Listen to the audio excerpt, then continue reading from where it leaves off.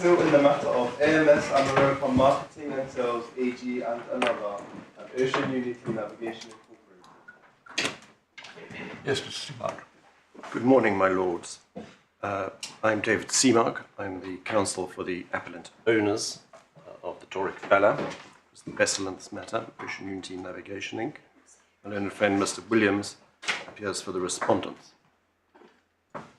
My lords, unless there's anything I can help you with right away, I propose to take my submissions before you this morning in 4 stages. I have a few observations by way of introduction, and then I'm going to proceed to outline the key legal principles regarding avoided loss and net loss, which we say are both applicable on the facts of this case.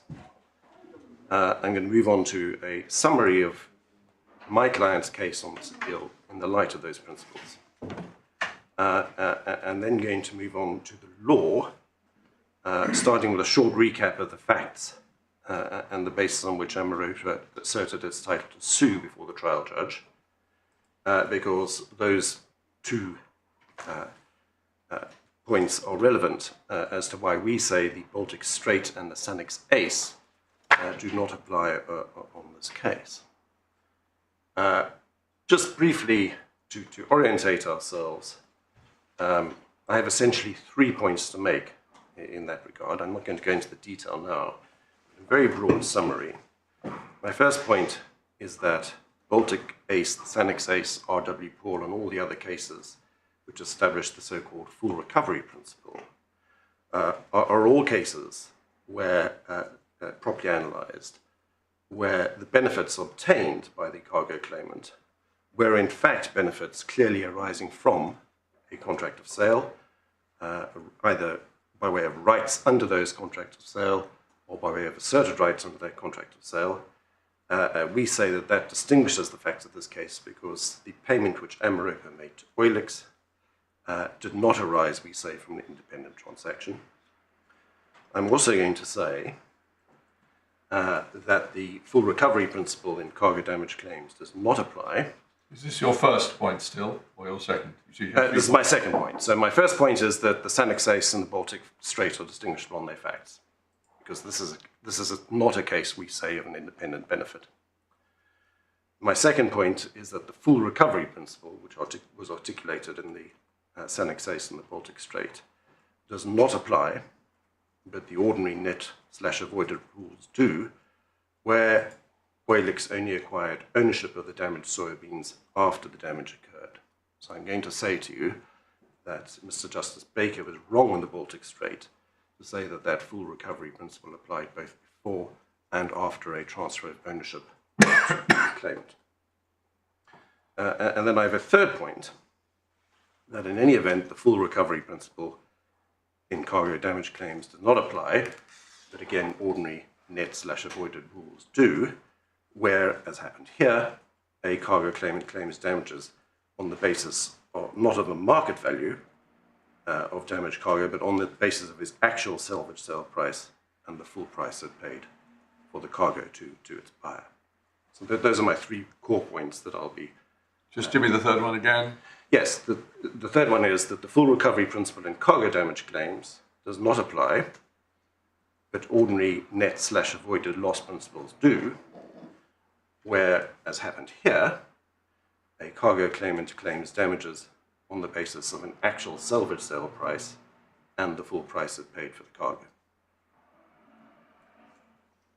So those, in a nutshell, are why we say the Baltic Strait and the Sanix Ace are distinguishable. So none of those involves a proposition that they're wrong. The second point does involve a proposition that Mr. Justice Baker was wrong on the Baltic Strait to find that the yes, but that's all about the limits of the full recovery principle, and you define Indeed. it in a way which doesn't arise on the facts of this case. So there is no full frontal attack on the full recovery principle. You merely say it's limited in a way. It's limited in a way so it doesn't apply here. I'm not saying the full recovery principle should never apply. we'll get into this when we look at R.W. Paul and the Annex A's. But in a nutshell, the rationale for the full recovery principle is to avoid a legal black hole. In other words, a situation where the loss vests in one party to a bill of lading contract, but the person entitled to claim is another party.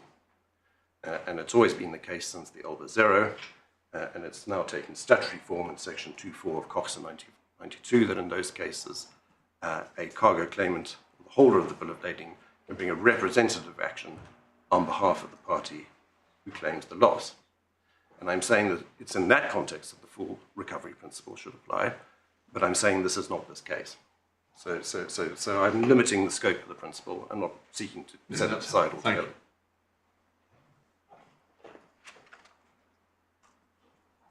Thank you. Now, Lords, are you following in electronically or in hard copy bundles, if I could ask? Hard copy for me. Me too. Right. Well, I don't think there's any difference between my electronic copies and the hard copies. If there is, I'm sure we'll soon find out. If there isn't, it'll be the first case ever. Well, I have the solicitors on both sides have been very cooperative in putting them together, my lord. Now, you've seen it's one of the rare cases which hasn't started with me complaining about the bundles. So, fingers crossed. I don't wish to blow our own trumpet, my lords, but my learned friend and I have also been assiduous in sticking to almost to the 10-case limit set out in Practice Direction 52. By way of introductions, I'm moving on. I see. I thought that was the introduction. Well, it's my said- second introduction. If you'll. Oh, I see. But that was me setting the scene. That was you introducing us. Yes. I do want to say one or two things more by way of my second introduction. As you'll have read, my lords, this is a case where the trial judge directed my clients to pay the first respondent, Ameropa, who were claiming solely as the cargo receivers, a company called Oilex's assignees under a legal assignment, written legal assignment. We were ordered to pay $293,000 in damages. That was in respect of 3,631 metric tons of soybeans, which the judge held had been damaged by excessive bunker tank heating by the crew during the course of the voyage. It's worth pausing here and looking at the judgment, because the actual damage was far less. If I could take you to page 67 of the core bundle, which is the judgment. You can, but is this a point that goes to the point of law, which we're concerned with here? It may have a bearing on the facts, and it may explain why the salvo cell was structured as it was. Because okay. the point is that there was actually very little physically damaged cargo, is the point I'm trying to make. But certainly, I'd pick that up. Yes, well, perhaps we don't need to look at the judgment. I'll just make my points to you and give you the reference notes if that's all right. We don't need to look it up, my lord. The trial judge found at paragraph 70 of her judgment that 70 to 80 metric tons was damaged by the owner's breach in heating the fuel tank. At paragraph 71, she recorded the expert's agreement that a normal segregation exercise could be expected to result in an admixture of sound and damaged cargo in a ratio of about 3 to 1. She did not accept that we produced sufficient evidence to say that the damage to the cargo should therefore be limited to 300 metric tons. But she did accept at paragraph 82 of her judgment that the 3,631 metric tons, which were then taken to a separate warehouse, were in a stable and apparently sound condition post-discharge at the end of September in Egypt. And then she held that Oilex, and I stress her finding that it was Oilex who had acted reasonably in selling all of these 3,631 metric tons to a salvage buyer at a price of 355 metric tons, $355 per metric ton. And then she said that the difference between the CIF price, 435 metric tons, which had been paid to Ameropa, and the salvage sale price was the measure of Oilex's loss. She did, a point I'd like to pick up is that at paragraph 92 of the judgment, which is at page 72 of the bundle, she did say, in terms, that the claimants provided no evidence as to the arrangements reached with Oilex, other than the assignment and the correspondence on the salvage sale. Now, that in my submission is an important point, because the only evidence you've got before you, which could possibly support a contention by my learned friend that the Ameropa payment in fact arose out of the sale contract and therefore an independent transaction, was the assignment agreement itself and the correspondence on the salvage sale. And we'll look at that. It's my submission to you, will be my submission to you, that when we do so, there's no direct link to the contract of sale. So the practical issue on this appeal then is whether the judge was right to find that 284 additional payment, which Ameropa made in addition to the salvage price to Oilex, before the assignment was given, to top up the proceeds, we say, of Oilex's salvage sale, which also paid to Oilex, is to be brought into account. And if that is the answer, then that reduces the trial judge's awarded damages from $293,755 metric dollars to $9,740. So it effectively reduces the claim to a de minimis amount.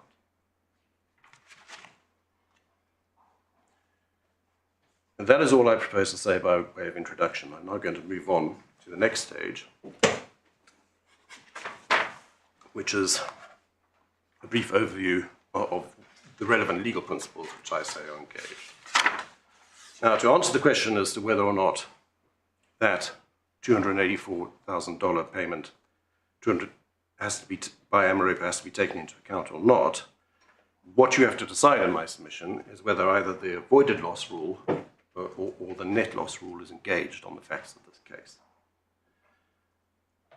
As to the first of these principles, the avoided loss rule, this applies to reduce a recoverable loss where a claimant has taken steps either before or after a contract has been breached, or a third party takes steps that avoid the loss. So a classic example of that was Swinson's case. In that case, the lender had claimed damages from an accountant who negligently reported on a borrower's financial strength. A third party who controlled the lender lent money to the borrower to allow it to repay some of the money it had borrowed, held by the Supreme Court that this discharged the otherwise bad debt which the lenders claimed against the accountant as their loss, having resulted from their bad advice. There is a discussion of avoided loss in the judgment of this court, EDF and Mann. So we could look that up very quickly. I'll show you the principles I arise on right there.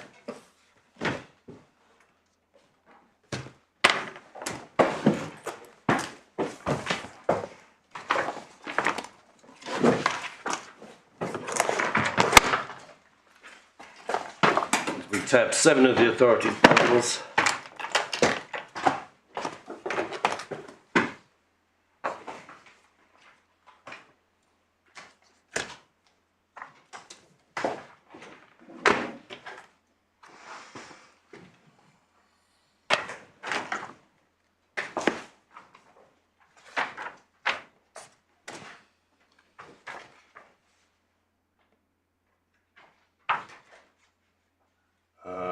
And I'll take you to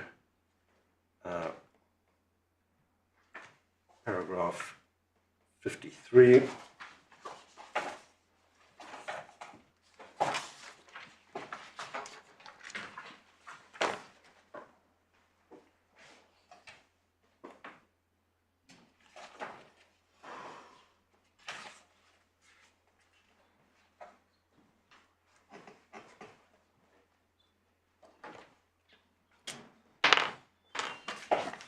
Yes.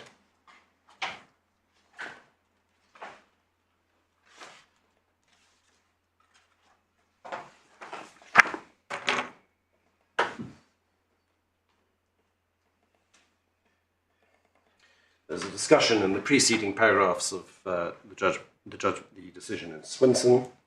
At 52, Lord Justice Mail says that there's a danger in picking out isolated sentences from this practice, from this passage. What emerges clearly, however, he says at paragraph 52, is the principle that collateral benefits raised inter alia socta must be treated as not making good the claimant's loss. There is no single principle underlying every case. The broad principle is that collateral benefits are those whose receipt arose independently of the circumstances giving rise to the loss, and the critical factor is the character of the benefit. And then at 53, he refers to the decision in Sainsbury's Supermarket versus Visa Europe Services Limited. In that case, citing British Westinghouse, the court emphasized that the principle that the claimant cannot recover for an avoided loss when in the course of his business the claimant has taken action arising out of the transaction, which action has diminished his loss. So the first question for you is that were the actions which Eulex took after the breach actions which arose out of the transaction, and if so, what transaction are we talking about? The second question is, did that action avoid, i.e. reduce or extinguish, the loss which Eulex had suffered? And there are essentially four submissions I want to make there. Answering these questions requires identification and analysis of four matters. First, what is the transaction in question? We say the transaction in question means, in this context, the contract of carriage, i.e. the bill of lading contract between Eulex and the owners. What actions did Eulex take arising out of that breach of the contract of carriage?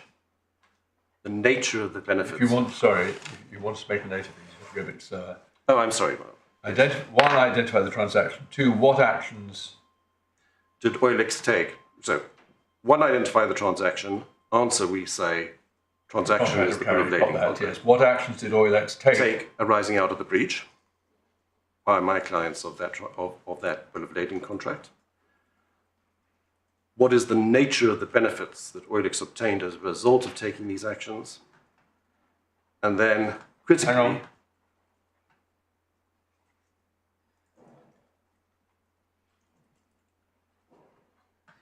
And four, yeah. And then four, did those benefits avoid the loss, which Eulex, at a much later date, assigned to Ameropa, thereby giving Ameropa title to sue on the assignment agreement in this case.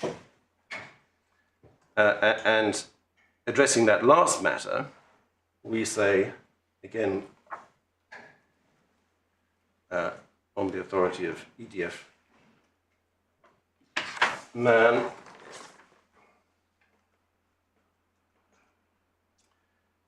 that this involves ordinary principles of legal causation. So in paragraph 54, Lord Justice Mail said, by reference to Sainsbury's Supermarket and British Westinghouse, this reasoning shows that the question whether an action which diminishes loss or arises out of the transaction as being distinct from being independent collateral is a question of causation, a point also made by Lord Justice Phillips in another competition case concerned with passing on losses, Allianz Global Investors. You've given us your answer to points 1 and 4. What's your answer to points 2 and 3, just so we've got it complete? Yes. Well, the nature of the benefits which Eulex obtained as a result of taking the actions were twofold. First... This is 3, therefore. This is on 3, yes. Don't, just to be sequential, can't we start with 2? What actions did O take arising out of the breach of the contract? Eulex concluded and agreed to a composite transaction which consisted of a salvage sale and their agreement to allow the cargo to be sold to the salvage buyer Etihad. They agreed to the cargo being released from the warehouse, and in the same transaction, they also... Sorry, I'm being slow. Why is the release of the cargo from the warehouse different from the salvage sale?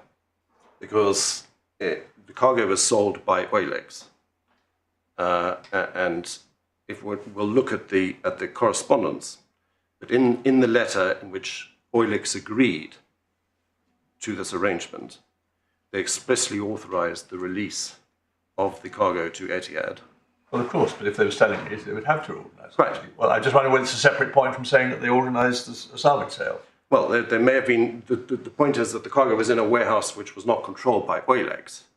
So I suppose one of the issues... My fault, I didn't want to get into too much detail, but I'll just let you say. My Lord's question was just, what's your position to answer to each of these 4 questions you identified? What actions did Oylex take arising out of the breach of the contract? You put it concluded a composite transaction consisting of a salvage sale. And as part of that salvage sale, an agreement to authorize the release of the cargo from the warehouse to the salvage buyer. And at the same time, an agreement to receive, in addition to the salvage sale contract proceeds, an additional payment, we say, to top these up, which would be made from Ameropa.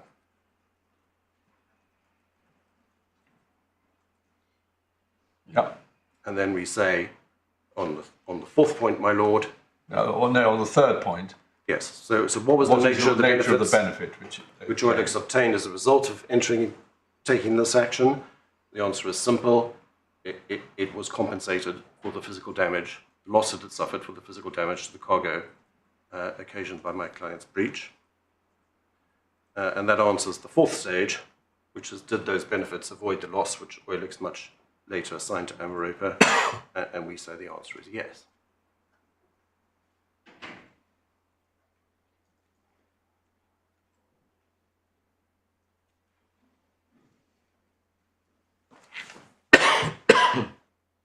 Thank you.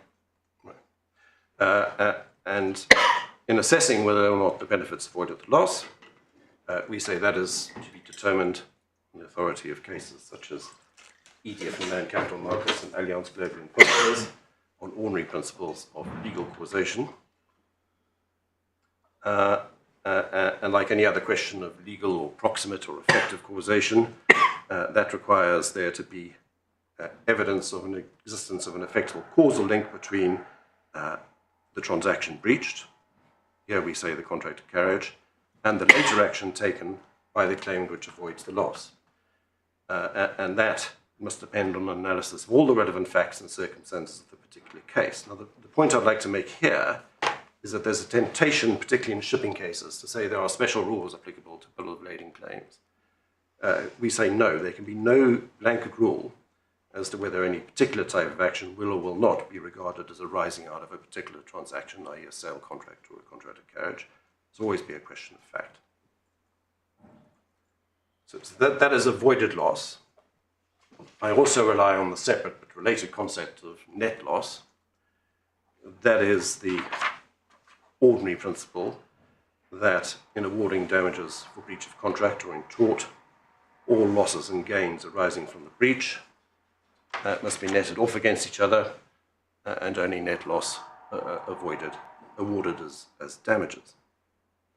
Now, it's always been a corollary to the net loss principle that any net loss calculation does not take into account benefits which arise from independent transactions, i.e. transactions which don't arise from the breach. That explains the traditional exclusion of insurance proceeds from loss calculations, for example, or benefits in personal injury cases, benefits received from workman's compensation or other contracts of insurance. We say properly analysed, this is not an example of that type of collateral benefit. So irrespective of whether you view this through the prism of avoided loss, in other words, where the focus is on the actions taken by the claimant or a third party, or net loss, where the focus is on the causal effects of the breach, the answer is the same. The benefits obtained did not arise from an independent transaction and must therefore be taken into account.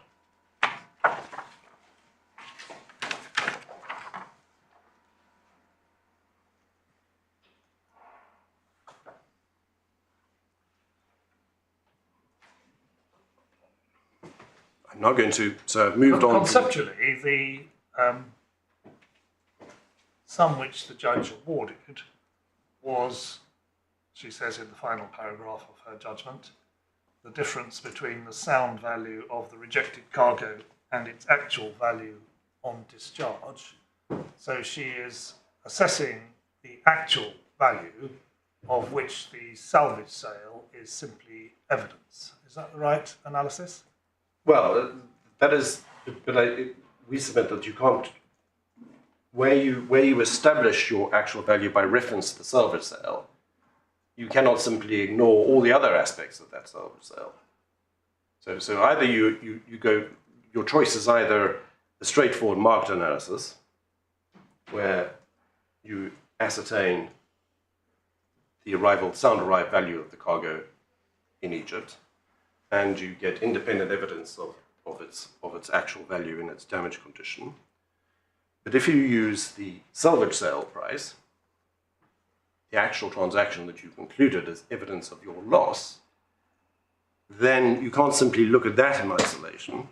You've got to take the plums of the duff. And this is a point I made in closing to the trial judge. You cannot say on the one hand, I'm entitled to the benefits of valuing my loss by way of the salvage sale, without also taking into account all the other benefits you got out of the same transaction which led to that salvage sale.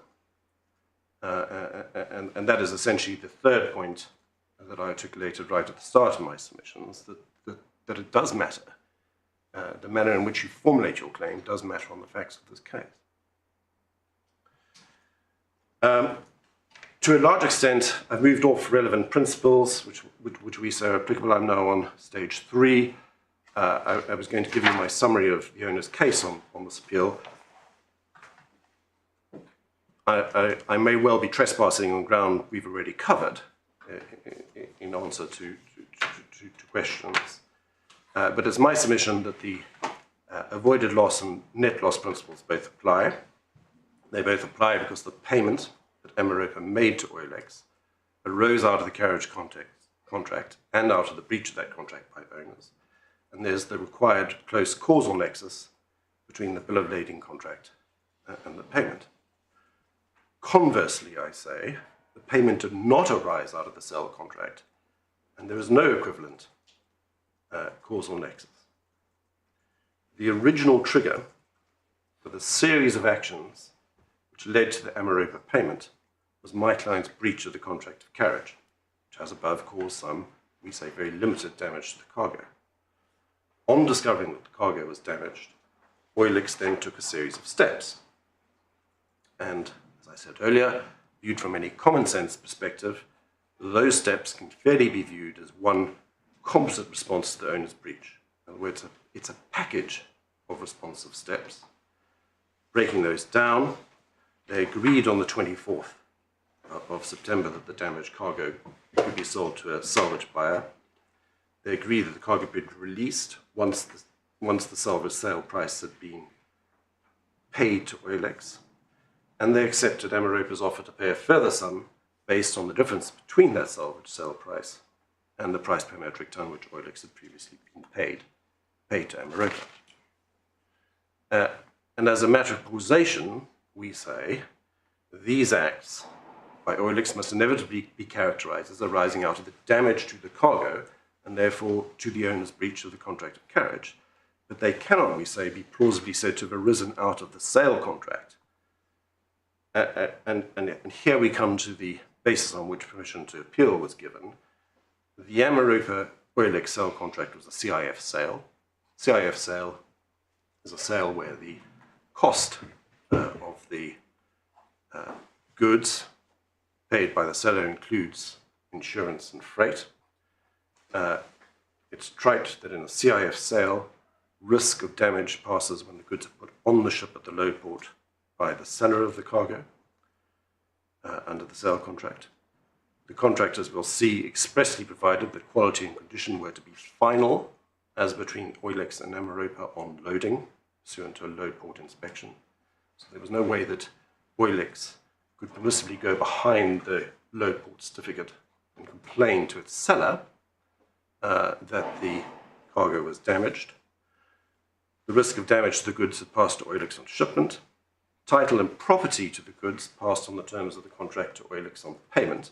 That was on 4th September 2020, in other words, before the goods were discharged. the damaged goods were discharged. The damaged cargo was discharged from the To vessel. say it again, property passes at moment of sale. No, Sorry, no, moment of payment. I'm sorry, it was a slip of the tongue. Moment of payment. But you said which is on the 4th. I just made a note to myself earlier. I'm sure you're right, but I just wanted to check that it's right. Well, I'll show you the No, documents. I thought it was on the 2nd. Doesn't matter. I mean, the point is, it's all, at that point, the damaged cargo has already been unloaded. No, it hasn't. I thought it was unloaded on the 31st and 1st of... Okay. No, well, I'll go I see, okay. I'll go through Well, that's fine. the No, judgment. you'll make that good later. But you I'll say make it property good later. passes at moment of payment, which is 4th of... 4th of September. Yeah. The judge makes a finding in paragraph 16 that it's the 2nd of September. Is that wrong? All I can say is that, and it may well be, I may be hoist by my own petard here, but when we look at the documents, I think the payment was actually received by Ameropa on the 4th.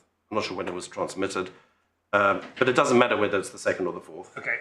Because the key point you have, my lord, is that the damaged cargo was discharged from the vessel and delivered on the 10th and the 12th of September. And we'll look at the actual findings made by the judge in that regard. Now, so we have a CIF sale under which effectively there were no comebacks, to use a colloquial phrase, as between Oilix and Ameropa. And when we look at cases like RW and Paul, we'll see that was a very different scenario where the sellers had actually guaranteed the condition of the goods on outturn. There's no equivalent guarantee here. And there's no evidence, we will say, that Oilix ever asserted any right to protect cargo under the sale contract. That is an important distinction, and an important distinction between cases like the Baltic Strait and So the there's Southern no evidence that Oilex asserted any right... under the sale contract. We say oil Any right to do what under the sale contract? to reject the goods or refuse to accept them as against. The judgment is, well, maybe not quite as clear as it might have been on this. It talks sometimes about a commercial payment, and other times it talks about a settlement, which suggests you're settling some kind of dispute. So, two questions really. One is, what was the nature of this payment something that was gone into at the trial? And if it was, then I mean, what is the position given that judgment is a little bit ambiguous? Well, we say the judgment is not ambiguous. I mean, there are indicia both ways, but it's very clear from. So they say it's not ambiguous, they're ambiguous here both ways. Well, it's self-contradictory. it's not ambiguous because what the judge does find, my lord, is that it was Oilix who sold the cargo to the salvage buyer. And to make that good, let me just take you to the core bundle.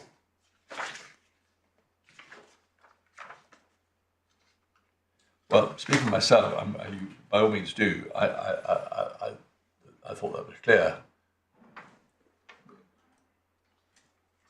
It looked to me as if, well, formally speaking, Oilix sold it, but Ameropa did, as it were, the heavy lifting for them. The sale was, the bids were obtained by Ameropa. Ameropa hired the warehouse where the goods were taken, because part of Ameropa's claim were the costs of hiring that warehouse, and the judge disallowed those costs on the basis that they did not form part of Oilix's loss, which had been assigned to Ameropa. But the judgment does contain a finding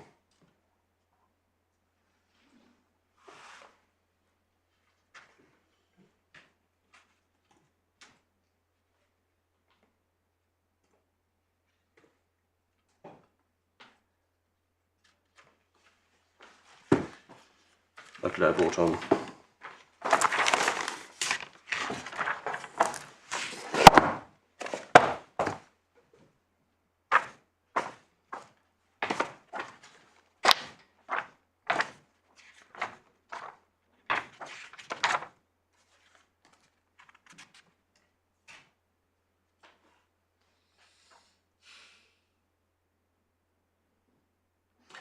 page 71 of the core bundle.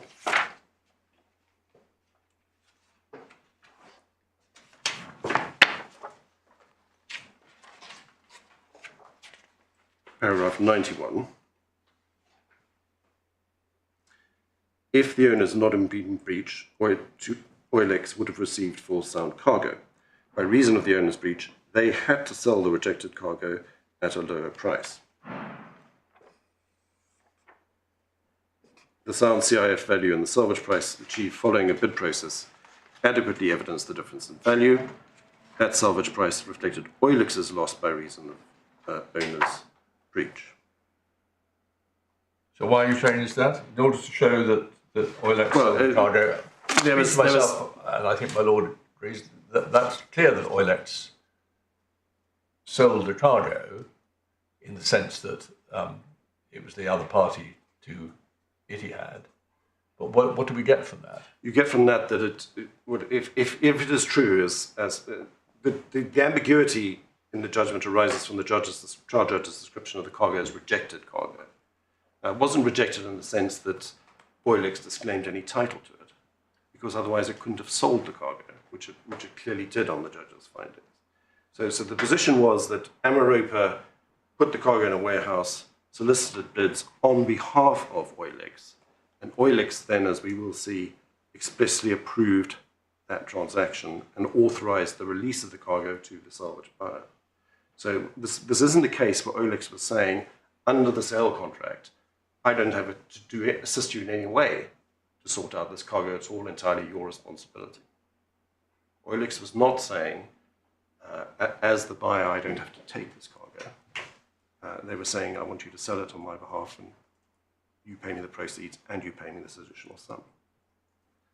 And that is an important point, because it does distinguish, as I say, the facts of the Baltic Strait and the annexation from this case. So, and also if we look at the supplementary bundle, you can see that there's certainly some indicia that Oilex itself didn't directly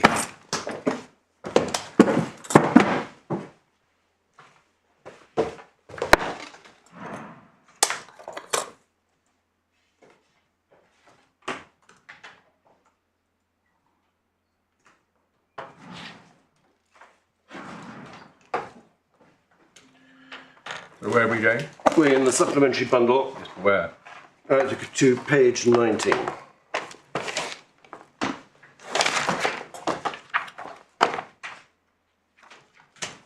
So 19, did you say? 19.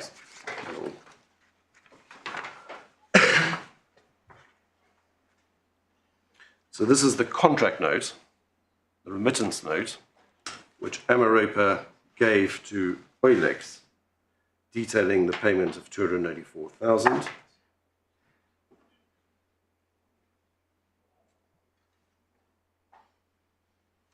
You'll see that the vessel is described in the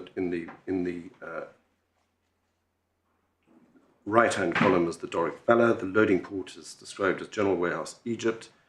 There's a reference to the discharging port being Egyptian Mediterranean port. On the left-hand side, there's a contract number, which is SO2214. That is a different number to the actual contract number, which you will find on page 4 of the supplementary bundle. If you look at page 4, you'll see right at the top under the Ameropa logo, contract number 4961507020/3.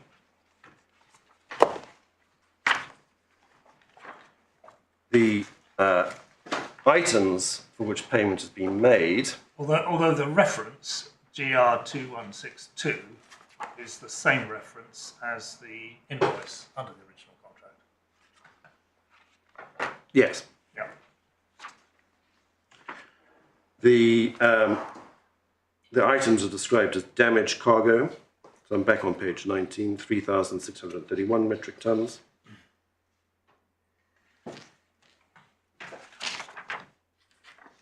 I don't want to make too much of that because obviously the key point is what is the nature of the agreement reached on the 24th of September and effectively what this invoice which is generated after that date says is not material, but it is consistent with what we say is at least a recognition that this wasn't a payment made under the sale contract itself.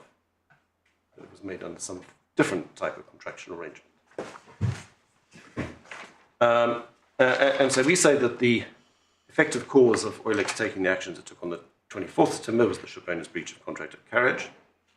And to all intents and purposes, any causal nexus between the sale contract and this $284,000 payment is practically non-existent. To the extent there is any connection, it's simply by reason of Ameropa happening to have been the seller under the original sale contract. On the facts of this case, the sale contract did no more than provide the occasion for the contract of carriage between owners and Oilex to be concluded, because that was part of Ameropa's obligations as a SIF seller, was to procure a contract of carriage for its buyer. Owner's breach of that subsequent contract of carriage, and the actions taken by Oilex in response to that breach. So effectively, at best, the sale contract was nothing more than but-for causation, but it wasn't effective or legal or proximate causation. If it wasn't a sale, if it wasn't a payment made because of the sale contract, what was it? A gift? Well, that is a difficult question to answer. But the person who should have answered it is Ameropa and or Oilex. It was for them to establish the causal nexus between the sale contract and the Ameropa payment, if they wished to say that this was a truly independent loss. And that's why I emphasised the judge's finding at paragraph 92 of judgment that almost no evidence was produced by Ameropa. We say, and perhaps we can take it up simply by looking at paragraph 17 of the supplementary bundle. So page 17 of the supplementary bundle.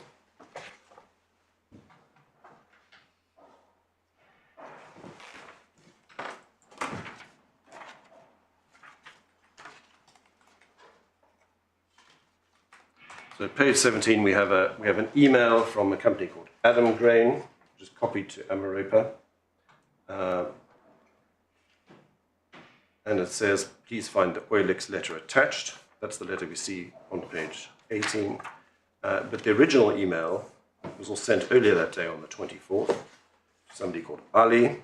Please forward this message to Oilex. The damaged cargo that was on board the Doric Valor has been sold at a price of $355. The buyer will transfer the full amount to your bank account. Kindly notify us once the full amount was received to release the cargo accordingly. We hereby undertake to compensate you the difference between the $355 and the final price of this quantity. Ameropa. And Ameropa is the letter referred to at the heading of that email we find on page 18. It's on the Oilex letterhead.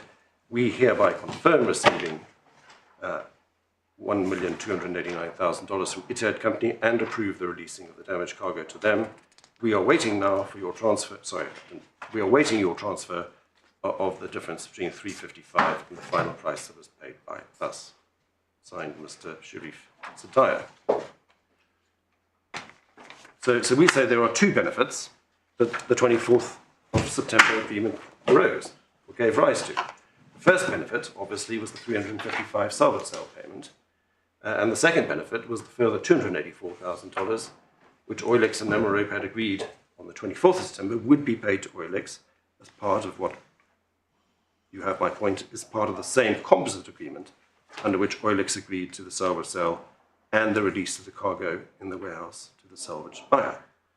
Now, Sorry, maybe... can I just ask one question? My lord asked you a little while ago two questions. What was the nature of the payment gone into at the trial? Yes.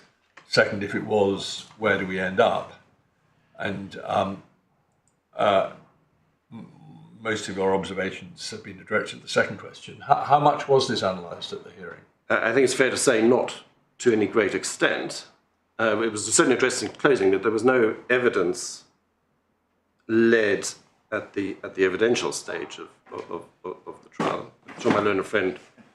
Well, none of the witnesses spoke to it. However, when I make my submissions on the point, you will see there's certain documentary evidence towards it. And the conclusion of the judge was that there was a initial disputed rejection, which was then, we say, settled, much like in the Baltic Strait. But I'll get on to those points. Thank you. Right. Well, we don't agree with that characterisation, obviously, of the 24th. No, well, September. no doubt. Once you've heard how it's put, we'll deal with it. No, indeed. So you say that the judge's statement at 46, that the arrangement on 24 September is directly linked to rights under the existing sale contract, is wrong. Well, I think that's simply an expression of but-for causation. It doesn't answer the related question as to whether there was a more effective or larger causal connection with the breach of the sale contract. Well, isn't it a key part of her reasoning? Because in the very next paragraph, she says, "Therefore, I reject the claim that you." Yes. She says title to sue, but I do. what she say really means is giving credit for the payment. Yes, I do say she's wrong. And I do say properly analysed, that's no more than a finding of but-for causation, and that's not sufficient to establish the required causal nexus. The far closer causal nexus on the facts and the limited documents we have is the sale contract, and it goes back to the point that there was very little evidence available to the trial judge to enable her to determine this question. Sorry, you mean far closer is the contract of carriage? Far closer to the contract of carriage, yes. There was very little evidence for the trial judge for her to determine this question, and it was incumbent on my learned friends' clients to develop that evidence if they wished to establish a causal link. I say, looking at the documents we have, it's much clearer that there was a causal nexus with the damage caused by the breach of the sale contract. Now, why there was this additional payment, again, we can only speculate because it wasn't explained at trial. My submission would be that it seems to have been paid effectively to smooth the resolution of the impasse that had developed in Egypt and to get rid of this problem. Would that not count as a direct connection to because the the problem had arisen because of the breach of the contract of carriage, not the contract of sale. As a result of my client's breach, there was damaged cargo sitting in a warehouse in Egypt. Something had to be done with that cargo. It was sold for salvage. In order to secure the receiver's Oilex's cooperation with that arrangement, a further payment was made. But that arises no less out of the damage than the original sale contract, than the original contract, the salvage sale price does. But there was certainly no legal right under the contract terms, which we'll look at in a moment, which entitled Oilex to any payment from Ameropa. You say the payment was made to get rid of the problem, but it simply wasn't Ameropa's problem, was it? Unless somebody was saying that it was, and that there was some kind of comeback, I think you described it, against them. Yeah. Ameropa Why would they not say, well, it's your problem, Oilex, do whatever you want to do? Right. They could have done that, and no explanation was adduced as to why they didn't do that. But what we can say with certainty is that under the contract there was no obligation on Ameropa to do anything. That we can say with absolute certainty. And therefore, if you to overcome that, you would actually need fairly convincing evidence to suggest that this arose out of any other transaction other than the breach of the contract of carriage. And so I do say that simply saying that the rights were linked to the sale contract is nothing but acknowledging the fact that the sale contract created the occasion for these circumstances to operate, but that's just but-for causation. The effective cause was my client's breach. And just as you take into the salvage sale into account, so you must take in all the other benefits that arose out of the same transaction. So the first benefit was the payment. Second benefit was the $284,000. We've looked at Oilix's letter of the 24th of September saying we're waiting for your transfer of the difference. It's quite clear that in the same letter, Oilix is saying we've received the payment, we've authorised the release of the cargo, now we're waiting for the balance. Oilix clearly regarded this as one composite set of steps taken by them. And therefore, any assessment of the benefits which Oilix received from the steps it took on the 24th of September should take into account both the benefits for which it bargained, both the salvage sale price from Etihad and that from Appellant, from Ameropa. And it's one composite transaction. You cannot ignore one and only take into account the other. So it's fairly characterized, the Ameropa payment, as part of the transaction that Oilix entered into in response to the damage to the cargo, pursuant to which it, as the judge found, agreed to on-sell the cargo to a salvage buyer. And if that is right, then the effect of Oilix's actions on the 24th of September was to discharge any loss which Oilix had suffered on the basis of that damage to the cargo. And therefore, the only claim it had available to assign after receiving that 284,000 payment was a claim for 9,740. And we say that fact that that payment was not made under a transaction which was independent from the shipowner's breach of contract, but was a benefit which arose directly out of that breach of contract, is the key, but not the only distinguishing factor between this case and those before the courts in the Sanix Ace and the Baltic Strait. I'll come back to explain why the Baltic Strait and the Sanix Ace do not apply, but I'll move on to recapping the facts briefly. We've already covered some of that ground, and then also looking briefly at the basis on which Ameropa asserted its title to sue.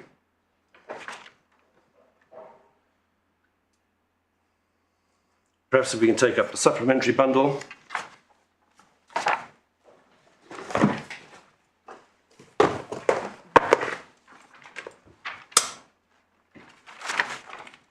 At page 4.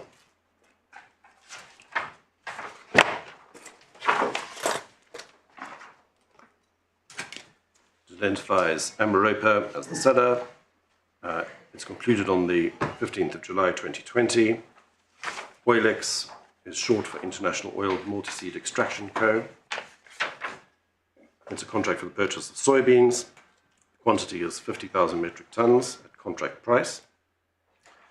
There's a set of specifications, and then under the heading Weight, Quality and Condition, there's the statement on which I rely: quality and condition final at loading port as per independent first-class phosphor-approved surveyor certificate and or FGIS certificate in seller's option and expense.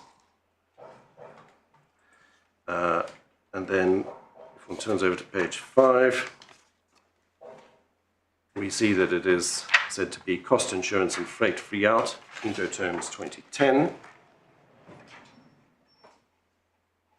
So it was SIF as in Incoterms 2010, one safe Egyptian. Sorry, where are you reading? Oh, I see. Oh, sorry, it's under parity delivery and it. discharge, yes.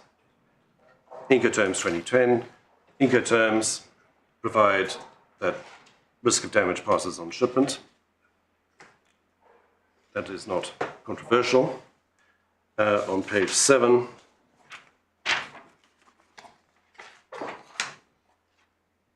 there's a retention of title clause. Title to the goods for each quantity remain to the seller and will not pass to the buyer until the full price is paid or an averalized undertaking SWIFT is issued by buyers and confirmed by seller's bank. Sorry, again, you're going ahead of me. Where do we find the retention of title clause? It's on page 7, my lord. 7. Yeah, I find it. Oh, thank you.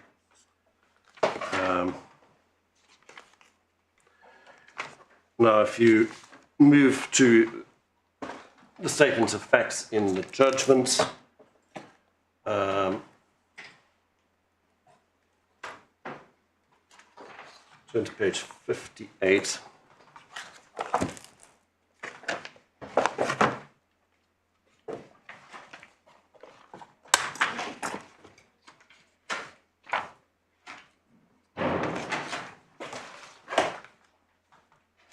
Page 58 of the bundle, we're in clause 17 of the judgment.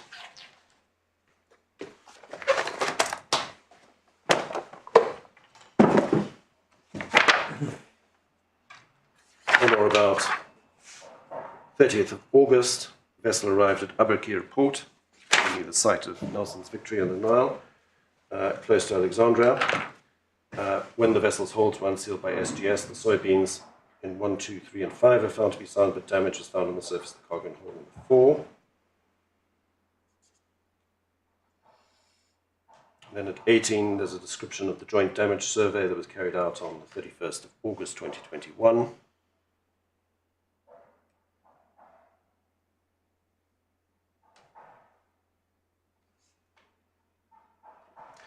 And then if we look at the core bundle, so if we flips ahead to page 16 in the supplementary bundle,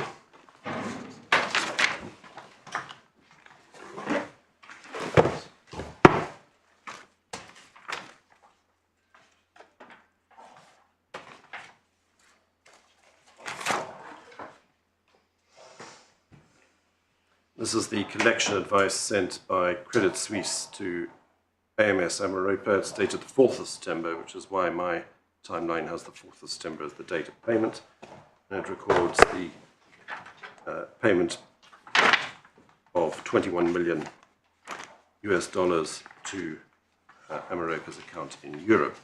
So it's on the 4th of September we say that title would have passed to Oilex.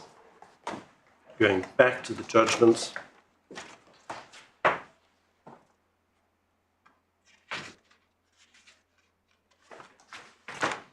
there's a reference in paragraph 20 to the crew working on manual segregation of the damaged cargo in the hold. And then at 21, the judge records that on 10th of September, cargo interests objected to the crew concerning manual segregation. Discharge from hold number 4 by way of grab commenced that day. And then the cargo was loaded into trailers on the trucks with hoppers. Quantity of 3,633 metric tons described as the rejected cargo was recorded as discharged from hold number 4, sent to a truck to a separate warehouse, together with the 15.92 metric tons have been manually segregated. And then she records that it was common ground that by 12th of September, all visually damaged cargo in hold number 4 had been removed. Discharge was completed by 14th September. Vessel sailed on the 15th of September. So the Actually, I was wrong to put you that the discharge started on the 31st of August. I think I was confused by the reference to segregation, but that appears not to have involved any what you would characterise as discharge. Yes, the cargo was being sound cargo was being discharged earlier than this, but the initial agreement was that the crew would segregate the cargo on board. Yeah, on the 10th of December, that process was stopped at the insistence of the receivers, and then they used manual grab discharge to discharge the rest of the cargo. So the real point is that irrespective of whether it's the 2nd or the 4th, property of the goods had passed to Oilex only after they became damaged. And that's a point that's relevant to the full recovery analysis. Sorry, property in the goods had passed to Oilex after they were already damaged. Yeah.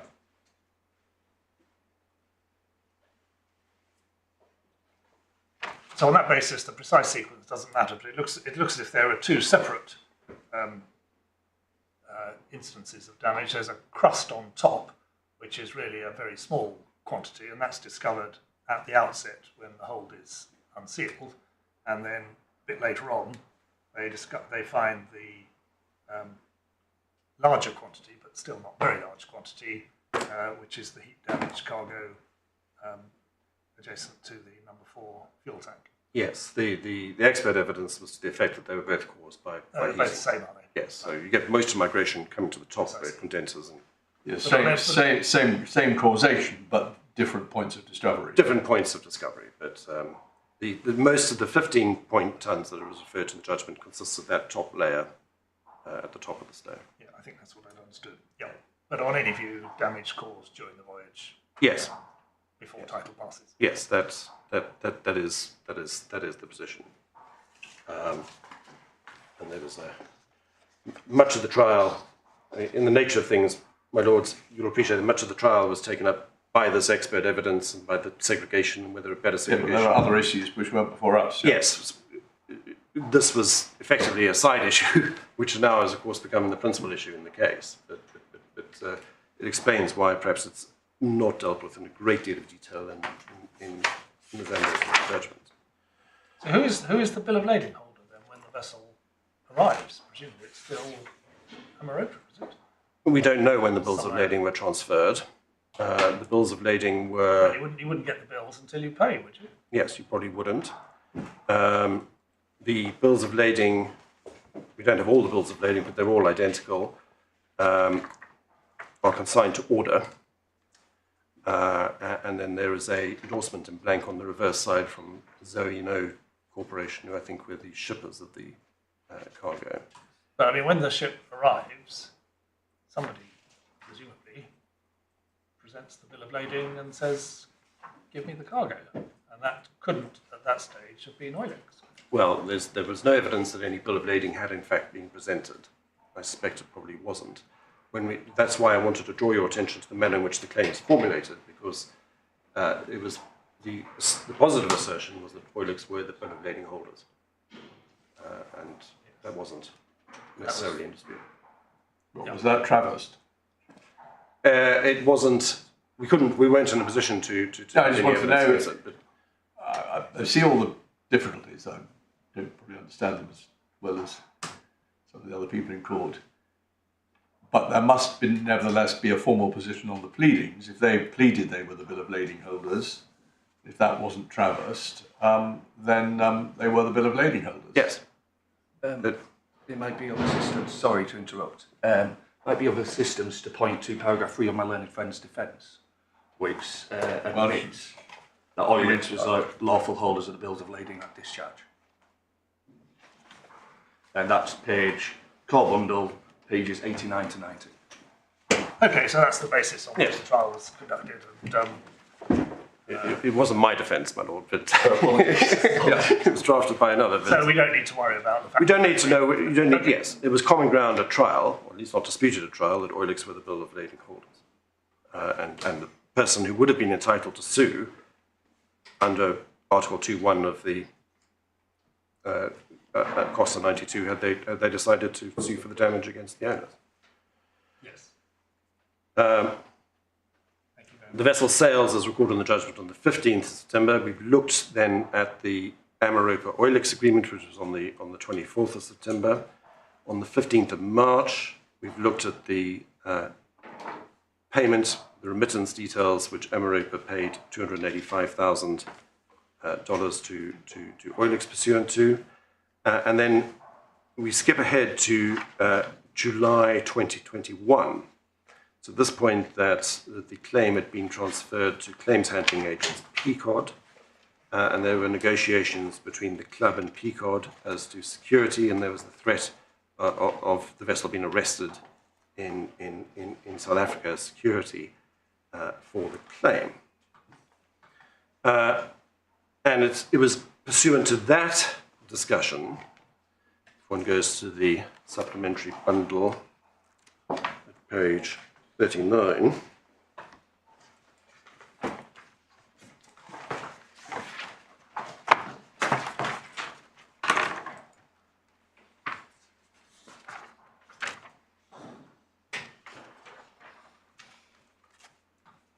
there we get the assignment of rights.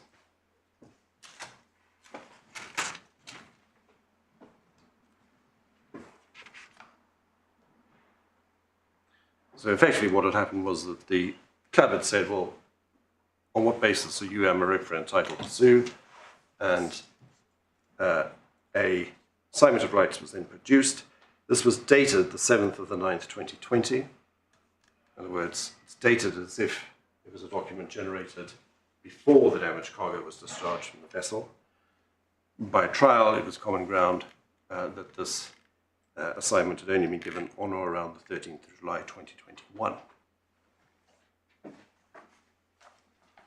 obviously, the significance of that, of course, is that an assignment is only effective once it is reduced to writing. And under the Law of Property Act, Section 136, and of course, a legal assignment, can only assign rights which Oilex had as of the date it was in fact given, which would be the 13th of July 2021. So if I am right that the $284,000 payment which Oilex had previously made, received from Ameropa pursuant to the 24th of September agreement and received on the 15th of March 2021 to start that liability, then the value of the claim was only $9,000. Now, the claim form was issued. We find that in the core bundle. Again, thanks to my learned friend's help, we've Sorry, is that really a different point? If you're wrong on the main point, they still had a claim for the whole amount. Yes. So the assignment, the date of the assignment point doesn't really add anything. It doesn't really add anything. It's except that it's not an assignment. One cannot conclude from the fact that it's dated on the 7th of September that it assigned Oilex's rights as they stood on the 7th of September. They assigned Oilex's rights as they stood on the 13th of July, is the only point I derive from that, 2021. So they assigned Oilex's rights as they stood some 9 months after discharge. Yes, but that was the first point I was putting to you. If you're wrong on the main point, there's no difference between their rights as at the two dates. If I'm wrong that the payment did not discharge Oilex's loss, yes, then there is no. It doesn't add anything. No, it doesn't. That is If right. you're right on the main point, then would the date make a difference? Because if it had been done on the 7th, at that time they had a valid claim for the full value of the loss. So is that what it was all about, perhaps? Well, I don't think we need to consider the counterfactual situation of what Oilex's rights were on the 7th of September, because that wasn't... No, I was just wondering why somebody thought it was worth antedating the document, what the point of that was. But I think we might... It may not ultimately. Well, it was originally... The claim was originally pleaded on the basis of that Ameropa could sue under Section 2.1 of Coxon 1902 as the bill of lading holder, and which suggests that the rights under the bill, which suggests that the bills of lading had been reverted back to them. That wasn't the basis pursued at trial. So I suspect there was some attempt to create rights for Ameropa as at the 7th of September, which they didn't have. The only rights that could have been validly assigned were Oilex's rights as they stood on the 13th of July 2021. Okay. That is, again, a synopsis of the facts, but they are, I'm sure my learned friend will have some submissions to make to you as to what other facts you need to take into account, but really they are a fairly simple outline of events. Looking briefly at the basis on which Ameropa claimed title to sue, and again we've anticipated some of this.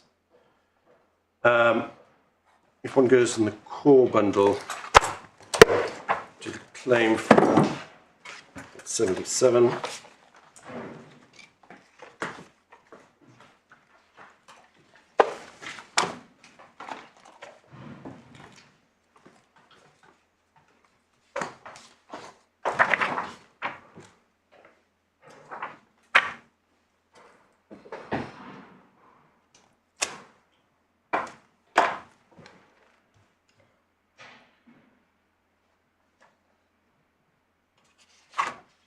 at paragraph 4 of the claim form, the first claimant, that's Ameropa, was the assignee of rights and/or shows in action and/or claims of Oilex in relation to loss and damage described above by way of a written assignment dated the 7th of September 2020.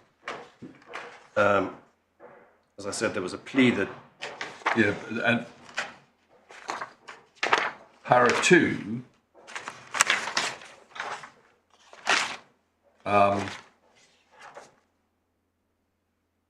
it actually gives gives 4 different bases of the claim: contract of carriage, tort, bailment, and carrier by sea for reward a duty effectively arising out of the bill of lading. I have Yeah. no idea.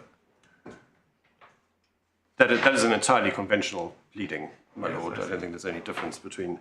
But the point in paragraph 2 is that it was duties owed to the receivers and bill of lading holders, Oilex. Yeah. So that makes the point that it was always common ground, and at least not in dispute, that Oilex were the holders of the bills of lading. Now, you asked me, my lord, well, what difference does it make that the assignment was dated the 7th of September 2020 or the 13th of July 2021? And the answer is not much. But it does make a difference that the assignment is not dated the 24th of September 2020. Because it would have been possible for Oilex and Ameropa to structure the agreement between them on the basis that Oilex would give an assignment on the 24th of September 2020 to Ameropa, and Ameropa would effectively purchase that shows in action in return for the $284,000 payment. And had that assignment, that structure been put in place, then we would not be here today. When you say that, do we get? Was that dealt with in the affidavit for the South African proceedings? There is a reference in the South African affidavit to the assignment being given in return for the payment, but that cannot be right, because at that stage, there's no criticism of the South African lawyer, but he was obviously informed or assuming that the assignment had been given.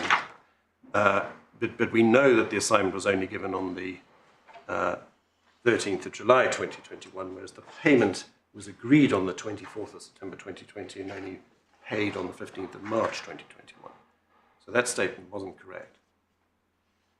I mean, he deals.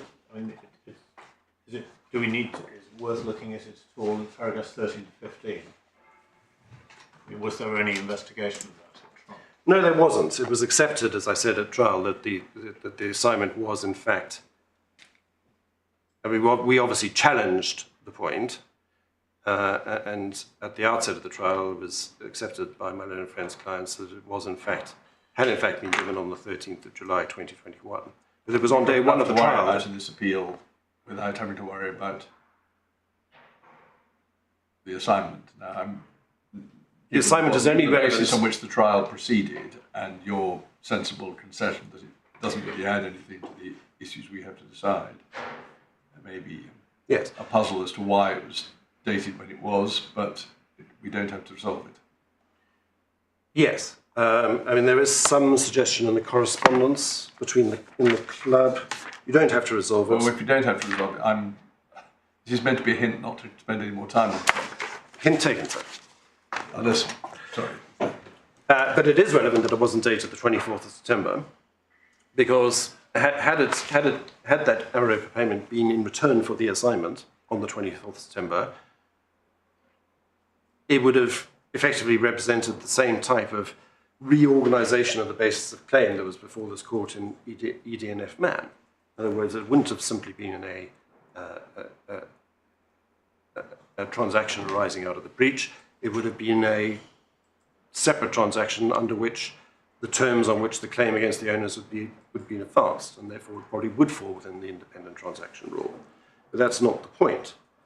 And Lord Neuberger put this in Swinson. You'll remember at page, for your notes, we won't turn it up, but it's on page 349 of the judgment at paragraph 100.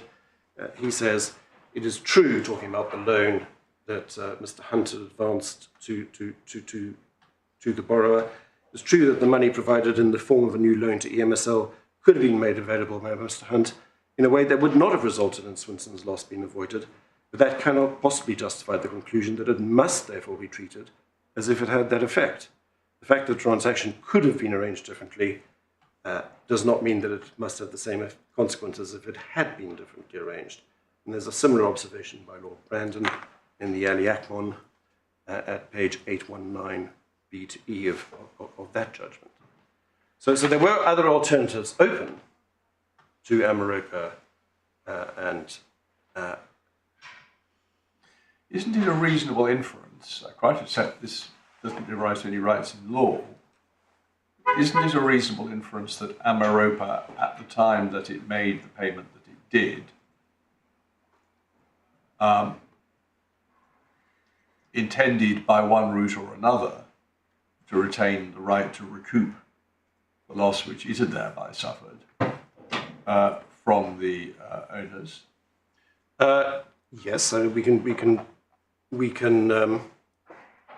that must follow from the fact that they sued us.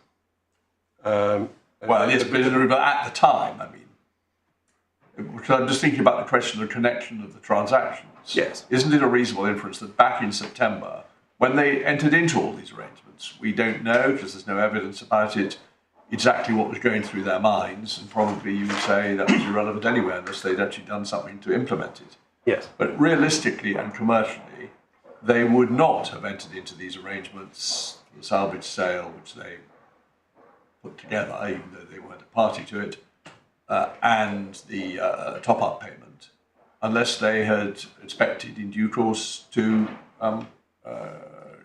get it back from the owners, who, after all, were the cause of the damage. Yes, I think subject to So the assignment in that sense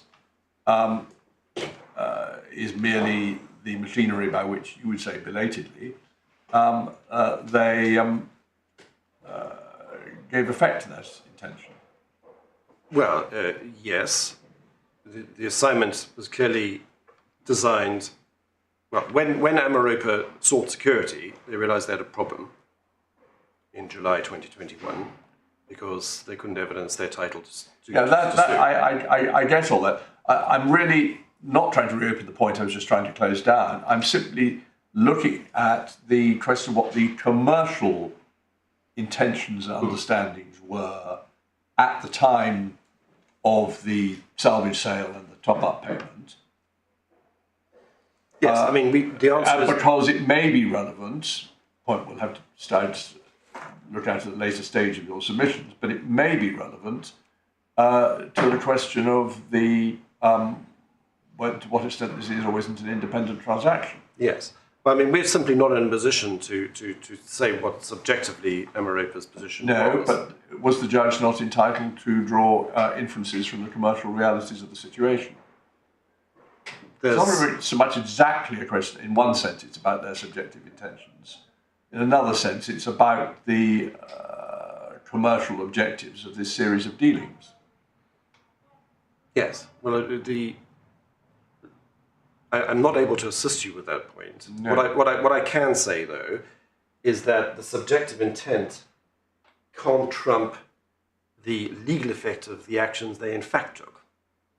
And if the structure they put in place did not have the effect of preserving the claim in full, but in fact avoided the loss, then, as in Swinson, as in Lord Brandon's comment, the law must take its course, and the loss is avoided. Yeah. And really, this is why I come back to the judge's point that there was really very little evidence before her explaining the rationale behind the 24th of September agreement. Yes, I suppose what I'm putting to you is I agree there's very little evidence, you've made that point, but that it's nevertheless the judge was entitled, I'm putting to you, to make sensible commercial assumptions, even in the absence of evidence, about what the rationale must have been. I think your answer would be, you might question that, but your real answer would be, doesn't matter. Yes. Maybe the judge was entitled to make such a finding, but since it wasn't ever given effect to in any legal way, tough, see Swinson. Yeah, that would be my submission.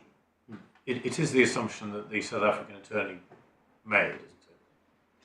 I don't know on what basis he drafted his affidavit, but he would have having been a South African attorney, my lord, and involved in arresterships, he would have included in his affidavit what he'd been told by those instructing him as to the factual circumstances giving He rise. seems to have either been told or to have assumed Yes. that the payment that was made, the credit note, was issued in exchange for an agreement to assign, which then just wasn't documented. And it was documented the day after he served his affidavit in the South African proceedings. Well, that may or may not be correct. Well, He seems to have assumed that he they says were. so. Yes. I mean, he says so. Yes, he says that's what he says, but I would pick your lordship up on your point that well, perhaps the assignment may have been agreed but only documented later. Section 136 of the Law of Property Act 1925 says an assignment must be in writing to be effective. If there was no written assignment before the 13th of July.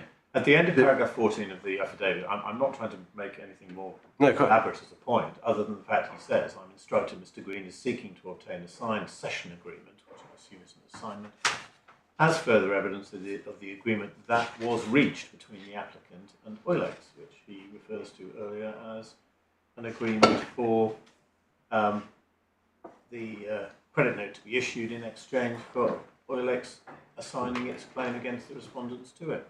So I'm not making a more elaborate point than that. That seems to be what he has assumed to be, or has been instructed to be, what happened in the past. But that, you said it didn't matter. It wasn't effective until the 13th of July, 2020. Well, it doesn't matter if there was an antecedent agreement prior to the 13th of July to assign the claim, until such time as the claim was in fact reduced to writing. Section 136 of the Law of Property Act 1925 applies. But I take your lordship points, and I'm not disagreeing to your lordships, that must be what he was told. Of course, that's only hearsay evidence by a third-party lawyer who had no personal knowledge of what in fact transpired on the 24th of September. I'm not sure we can take it any further than saying that's what he was told.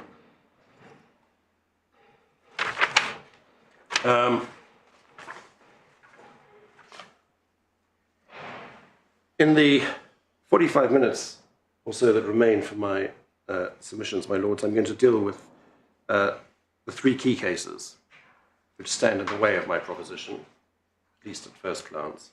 That's R.W. Paul, the Baltic Strait, and the Senex Ace.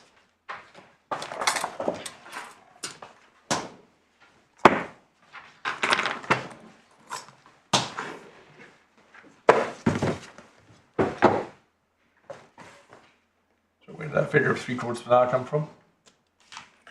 My view of the clock. Have anyone told you you've got to sit down at 12:40? No, sir. No, I'm not encouraging you. On the contrary, I'd be delighted if you sat down even earlier. I put that badly. If you had said everything you needed to say, I was just wondering whether there'd been some arrangement between council that I wasn't aware of. Or... We've both agreed equal time on our calculations. That gives us. Yes, I tend to say appellants don't necessarily.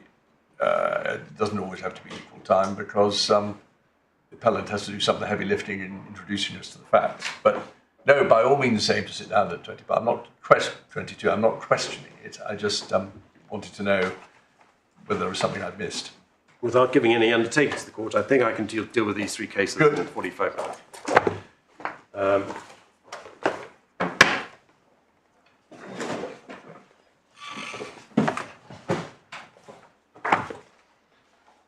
Now, the first case I'm going to take your lordships to is the case of R&W Paul versus National Steamship Company. It's a case in 1937, because both the Senex Ace and the Baltic Strait very much decisions founded on Mr. Justice Goddard's decision in that case. And in a pleasing display that there is nothing new which happens at sea, R&W Paul was also a case of agricultural goods carried. Sorry, my lord, it's in tab 1 of the authorities. No, I have it. Yes. R&W Paul was also a case where agricultural goods carried in bulk, in this case maize carried from Argentina to the UK, was damaged by heating of the bulkheads of the main engine room. Now, an important point to pick up from R&W, or if we turn to page 5,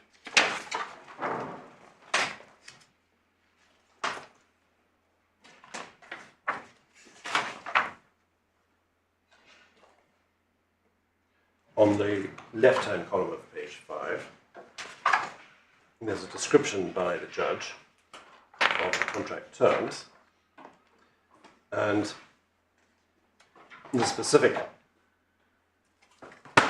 term highlighted right at the bottom of the second column is that this was a contract on what were called rye terms, under which the seller guaranteed the condition on arrival, subject to any country damaged grain, fair average quality of last year's crop.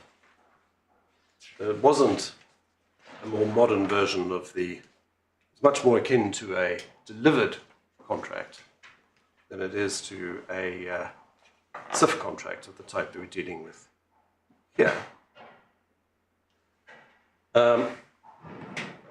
The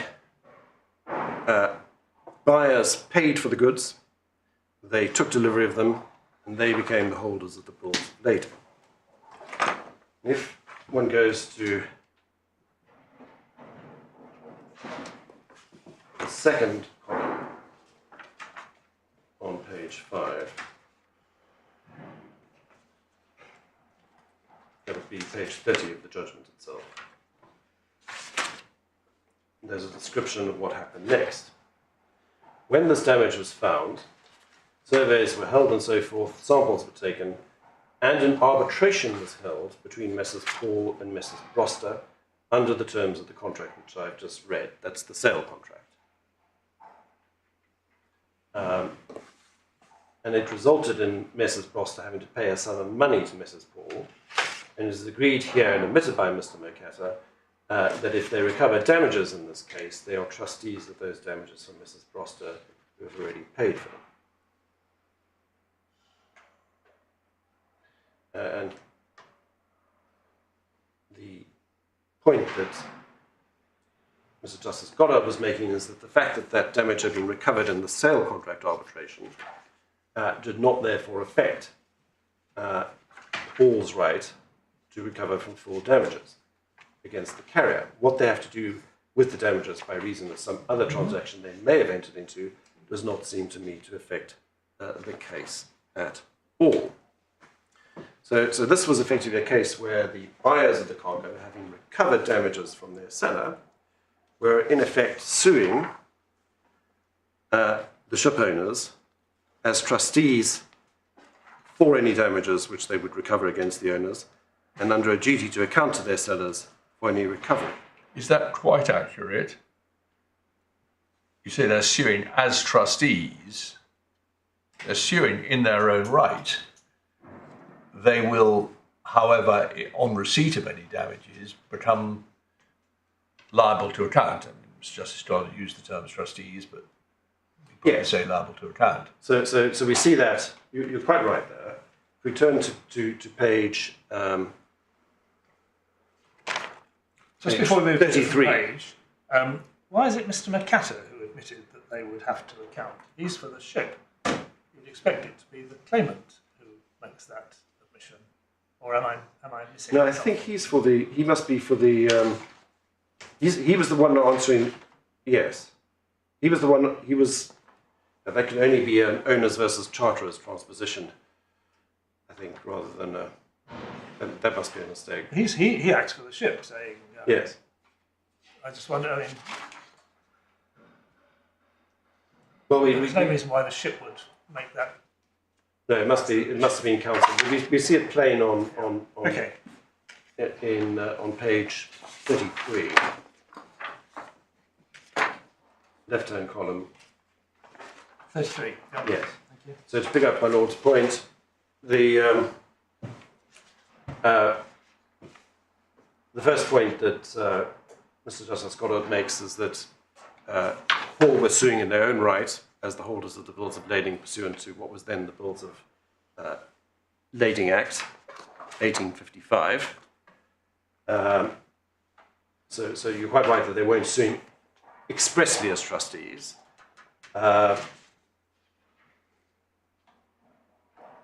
But they do say, I do not think that Mr. Mercator has seriously contended that the fact that Mrs. Paul has been compensated by Mrs. Brewster, who are merely intermediate purchasers, really affected the question at all. It would only affect the ultimate destination of the damages, because I have no doubt that Mrs. Paul will have to account to Mrs. Brewster. Under these circumstances, it seems to me it is enough to say that Mrs. Paul had title to sue for damages, in this case by virtue of the Bills of Lading Act. So the point I want to make is that the action that Paul was bringing against the shipowner was what I would call a representative action. It is the type of action which is now statutorily set out in Section 2.4 of COXA 1992. Section 2.4 of COXA 1992 says that that the holder of a bill of lading can sue on behalf of a party who sustained a loss by reason of the damages of the cargo, but is no longer the holder of the bills of lading. And as we'll see in Swinson, that is... Are we to assume that, therefore, which may well be the case, sorry, take that back, are we to assume, as seems likely, that the claim was in practice brought and funded by Brosters? Otherwise, why would they be spending their money? Yes, we don't know who they But commercially, that must actually be what was happening. Commercially, that must have been what was happening, as happened in the Baltic Strait. Yeah. So in the Baltic Strait, the action was brought in the name of Underhill, who were the consignees of the cargo. So yes, we don't know who instructed Mr. Mercator's opponent, but we know that. But logically, it would not have. Well, I suppose Paul might have wanted to get wonderful double recovery, but that seems unlikely. Yeah, it seems unlikely, given that, well, they'd given an undertaking to the court, it seems, from the judgment, that they would transfer any damages. Well, you keep saying that. I mean, I just want to be clear about this. I think this is an extemporary judgment, but what Miss Justice Goddard just says, language is much more, I have no doubt that they will have to account. That's different from saying they have undertaken that they will account. Likewise, you say it's a representative action. He never says this action is being brought on behalf of or for the benefit of Brosters, who actually commercially have suffered the loss.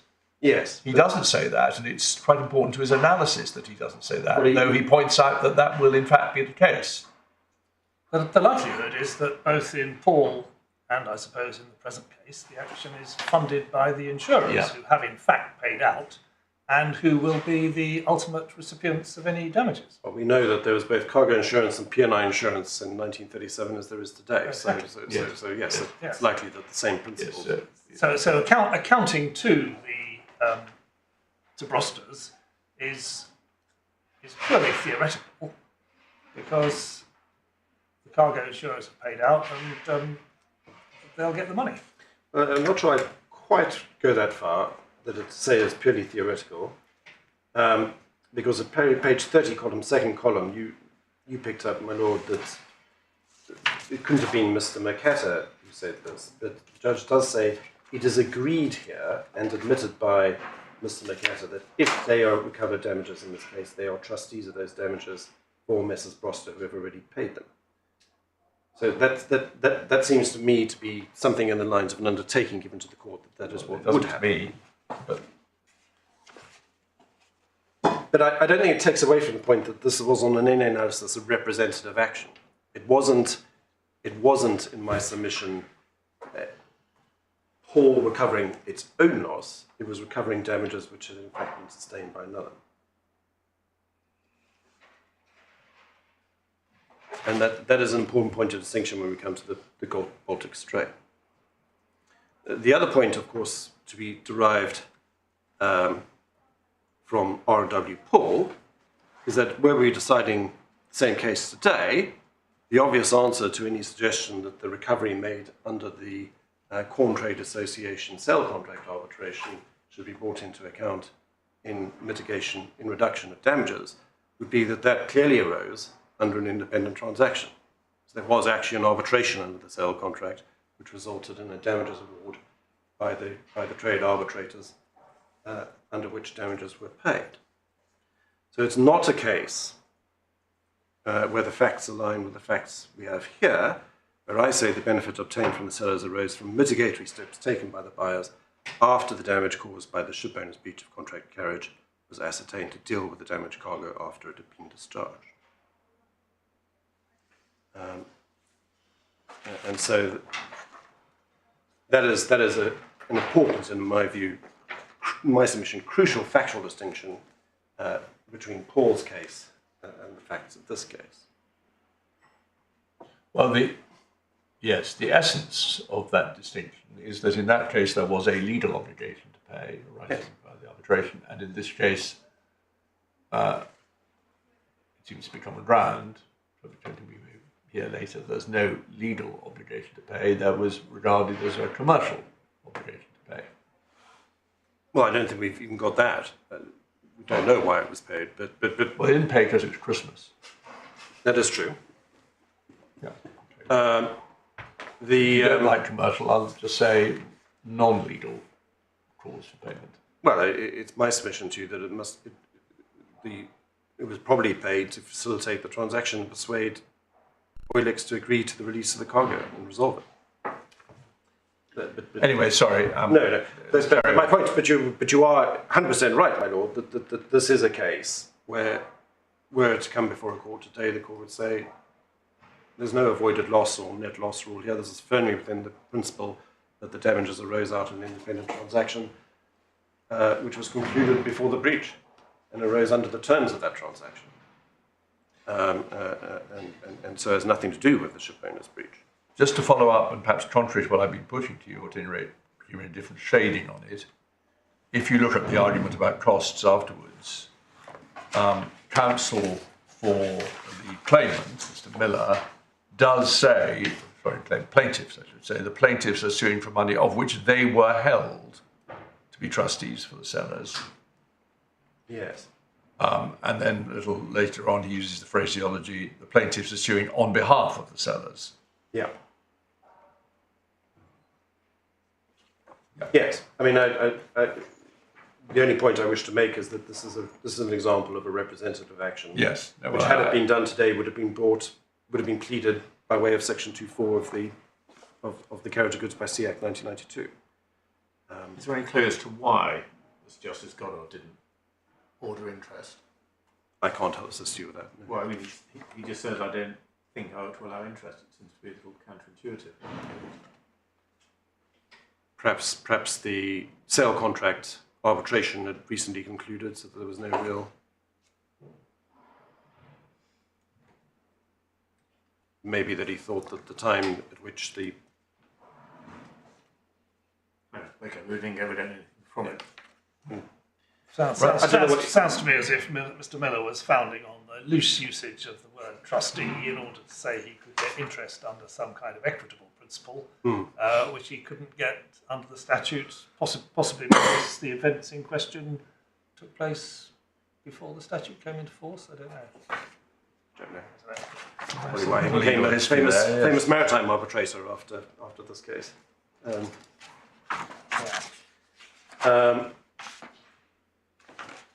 Yes, giving you interest is discretionary, says Mr. Justice Goddard. I don't know, maybe there was no right to interest in 1937. Slightly curious. 1934, the Act? You'd think it was in force. It was a force at material time. But maybe it hadn't been fully... practice hadn't settled down. The sellers had paid, hadn't they, under the RIDE terms? Yes, they have. So you'd sort of think they might get interest. Yeah, you would have thought so. Well, there we are. We can't revisit that. I'm moving now to the Senex A's, which you find in tab 4 of the authorities.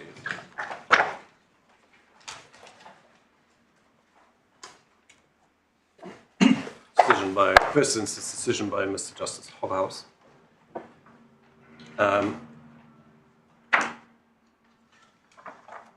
It's a claim under a charter party, not a bill of lading, nothing turns on that, was for the carriage of 7,500 tons of sponge iron pellets from Indonesia to India. The cargo was damaged when it overheated because of water ingress through the hatch covers, so a case of shipowner's breach. The charterers were the FOB buyers of the cargo, so title and risk had passed to them on loading in Indonesia, and they had sold the cargo to 11 receivers on terms whereby risks passed on shipment, but property would only pass when specific cargo had been appropriated to the receiver, which would presumably only happen at the discharge port. Because of the damage, no appropriations were ever made. And at page 467, column 2, at page 103, it was agreed that property in the damaged cargo was at all material times vested in the charterers. So this is a case where the goods were damaged whilst the claimants had title to the cargo. And the owner's argument was that the charterers had suffered no recoverable loss. We see that at page 102.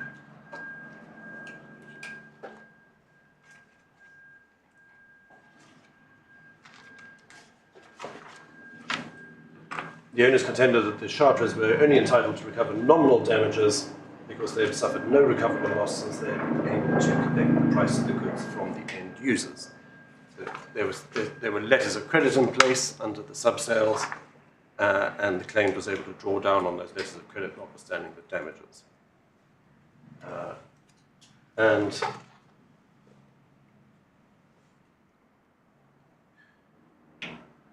we get page 468.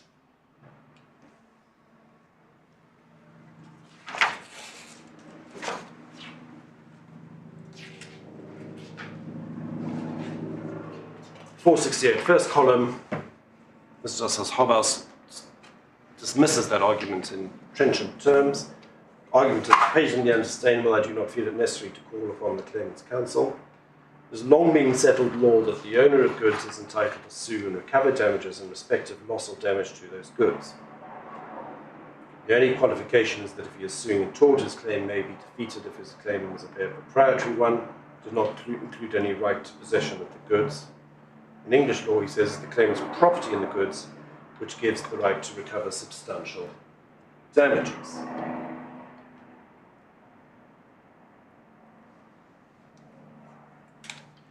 And then later down in that column, in the first column, he says, as soon as the goods are damaged, the owner of the goods suffers a loss. Formerly, he was the owner of the goods at full value. Subsequently, as the owner of goods with only reduced value, he has suffered a loss. Whether he may be able to recoup his loss from others is a separate question. And in the right-hand column, he says, he emphasizes that it was the property of the goods which carried the right to recover substantial damages, not the risk. And he goes on to rely on R&W Hall, which we've just looked at, and a number of other cases. And at the bottom of page 468, he says, similar decisions are collected in Article 194 of Scrutton and Charter Parties. Sorry, where are we? We're at the bottom of page 468, I'm so sorry. Yeah. Yes, I have it. Yes, 468. Yep. The fact that the claimant has contracts of sale or purchase which enable him to collect the price from his buyer or obtain reimbursement of the price or other compensation from a seller do not disentitle him from recovering full damages. Full damages assessed by reference to the sound right value of the goods are not affected by the fact that the owner of the goods has sold them on a higher or lower price. All the cases demonstrate the principle that it is the loss to the proprietary or possessory interest that is compensated, not some other or different economic loss. Now, it's quite clear in my submission that what Mr. Justice Hobhouse is talking about here is the fact that one does not take into account receipts under subsales of the goods which the buyer/charterer has made independently of the owner's breach. What he's saying is, you have damaged the charterer's cargo. The fact that the charterer was able to still draw down on his letter of credit under the terms of its sale contract is not to be brought into account in reduction of damages. So it is no more, in effect, the application, it's not expressed in those terms, of the independent contract or independent transaction rule, which qualifies the net loss and avoided loss principles. He's not talking here about sale contracts concluded in mitigation following the discovery of the damage. That's clearly not what he's referring to. But suppose, I don't quite know what you mean by sale contracts in mitigation of the damage. Well, Let me just finish. Suppose Oilex had simply accepted all the goods, sold them, and had then said, and was able in some way to prove that the price was less than they would have been if they hadn't been damaged. yes. That's a sale contract in mitigation of the good. Is that a sale contract in mitigation? Yes. So any contract where the goods have been damaged is a sale contract in mitigation. Well, there's a difference between sale contracts which are concluded before the goods are damaged, and there's a difference between... I see. Yes, so what Mr. Justice Hobart is talking about here are the type of contracts he had before him. That's the case where the charterer is the FOB buyer. He buys the goods, his buyer puts them on the ship, he then sells the goods on to his sub-buyers. The dates of the contract aren't set up, and one can assume in the normal way that those would all be contracts concluded well before the breach by the ship owners. And what he's saying is, the fact that you've been able to recover under your sale contracts, under those contracts, is not to operate in reduction of your damages. And if we looked at it through the lens of avoided loss or net loss, that would be an entirely justifiable conclusion, because it's quite clear that those benefits would arise under independent contracts. The sale we have here is a sale concluded on the 24th of September to deal with the damaged cargo. Well, now, hang on, but that's not your point, I understand it. Your point is it is simply made afterwards. And this concept, which I'm just trying to deal with the damaged cargo, I obviously see what you mean, because it was described as a salvage sale and it was only concerned that parcel was sold separately. But the principle you're putting forward, that's not essential to it at all. Because I understand, because what you said was that suppose they hadn't handled it that way. Suppose they just received all the goods, sold them, and for whatever reason, maybe the damage has only become apparent later, but for whatever reason, they discover that on that sale, they've got less than they would have done because the goods had been damaged in transit. You're saying that they would have to take that into account? No, I'm saying they wouldn't have to take that into account. All right. So perhaps I could take it in stages, my lord.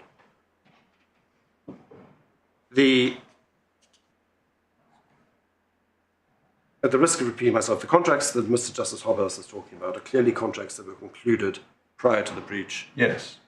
In the normal commercial course of business. So they weren't steps taken, they weren't contracts concluded in mitigation following the discovery of damage. Yeah, I've got that point, yes. The contract that we're dealing with, quote unquote sale, is the salvage sale. So there was a problem as to what needed to be done with this damaged cargo that had been discharged from the ship. It was sold to a salvage buyer. That salvage price was then used as part of the assessment, as part of the formulation for the loss claimed against the carrier. Now, had Oilex simply done all that themselves and said, I have bought this cargo and I've paid 433 metric tons for it, I'm going to use that as my sound arrived value figure. There's a debate as to whether they'd be allowed to do that, but for our purposes, that's irrelevant. I managed to sell it for 355, you, Mr. Shipowner, owe me the difference, then we wouldn't be here today because there'd be no question of any payment by Ameropa made to top up the proceeds of the salvage sale. So that really comes to the nub of it. That if you are taking into account obviously the proceeds of the salvage sale was something which Oilex received as a step taken in mitigation of its loss. And as I said several times this morning, you also have to take into account the other benefit that Ameropa received, paid pursuant to that same arrangement. But we're not talking here about it's not necessarily the date of the sale which is the important consideration. It's whether or not the sale was expressly the sale of damaged cargo or whether it was simply sold on the ordinary basis. So it would technically be possible, my lord, to envisage a hypothesis whereby the buyer buys cargo is damaged in transit, the cargo is discharged, and then the buyer resells that cargo to somebody else on back-to-back terms of its original contract and relies on the certificate final of loading term in the contract to recover full damages from his seller. And in that scenario, rather unlikely on the facts, yes, clearly the on-sale is independent. My point here is that we're talking here about a salvage sale, not a conventional ordinary sale in the ordinary court of business. Now, and it's clear that Mr. Justice Hobhouse is not talking about salvage sales here. He's not talking about the benefit which the charterer may have received as a result of a step taken in mitigation of loss. He's talking about the fact that the charterer / buyer and subseller was able to recover under its pre-existing contract. And that is an important distinction because the respondents treat this annexase as establishing a broad principle that where a bill of lading holder receives damaged cargo from the ship owner, it's not required to give credit for any recoveries that it may have made from the seller from whom it bought the cargo. But that can only be true to the extent it's established by evidence as a matter of causation that the effective cause of that recovery was the sale contract and not the owner's breach of the contract of carriage. Because those are the only circumstances in which the independent transaction exception for the net loss rule would apply. And there was no such evidence developed by Ameropa in this case. Now, Mr. Justice Hobhouse goes on to analyse the principled rationale for the exclusion of recoveries made under sale contracts at page 470. So it's 470 in the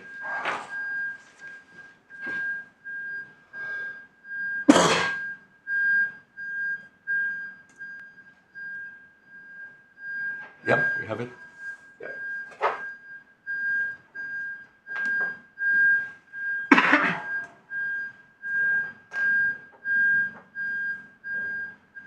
And he does so through the lens of remoteness.